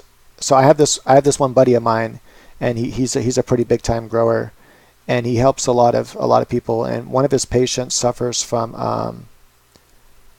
was it Asperger's? I think it's Asperger's. But he has like these violent like outbursts or something like that. Like he just goes crazy and just has these violent violent outbursts and just tears his room up and stuff. And so he gives them a special RSO that's really high in THC. And so some people think it's CBD is the only thing that helps people. He actually gives them a high THC version of RSO, and they have their son take some of that when he's having his outburst to control it, and it controls his outburst. So I thought that was really interesting.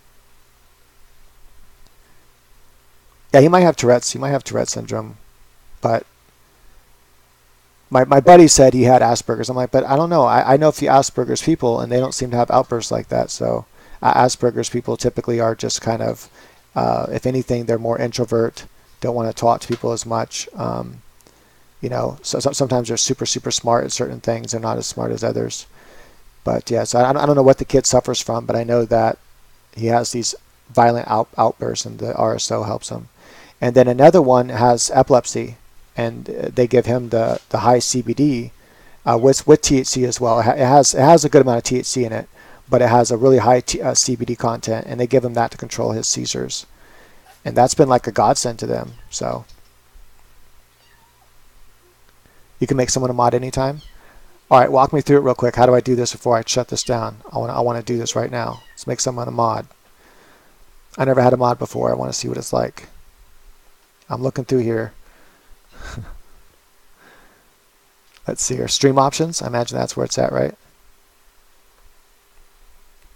All right, I'm on stream options. Let's see here. No, I don't see it there. Maybe under advanced settings. All right, we're opening a new tab here. Advanced settings. Let's see here. No, I don't think that's it. I don't see nothing there for mods. Unless I'm missing something. Live control room.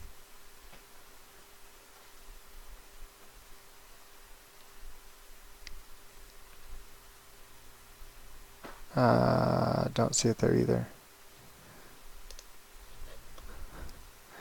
Damn it, I don't see where to make mods at. All right, you have a good one, Matthew. I know it's not under monetization or cards.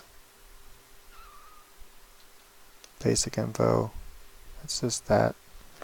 Oh well, I don't see where it's at. If someone knows where it's at, let me know. I'll look it up though for next time. All right, yeah. So it's 3 hours in now, but I'll look it up for next time. That way we can make some mods.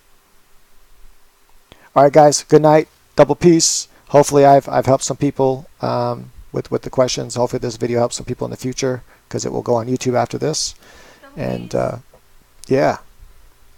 Oh, one last thing. I know I'm pimping myself out here, but one last thing. If I've helped you and you feel like you want to give something back, just go to my fight channel, my street fight channel, and just share one of my videos. You know, that's it.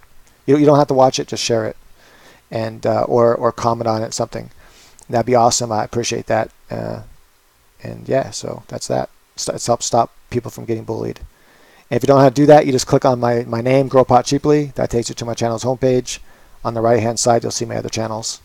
And yeah, so all right, guys. Hey, thanks for coming. I really appreciate it. You guys are the dieharders, and I mean, I appreciate everyone, but I super appreciate the dieharders. So all right, guys.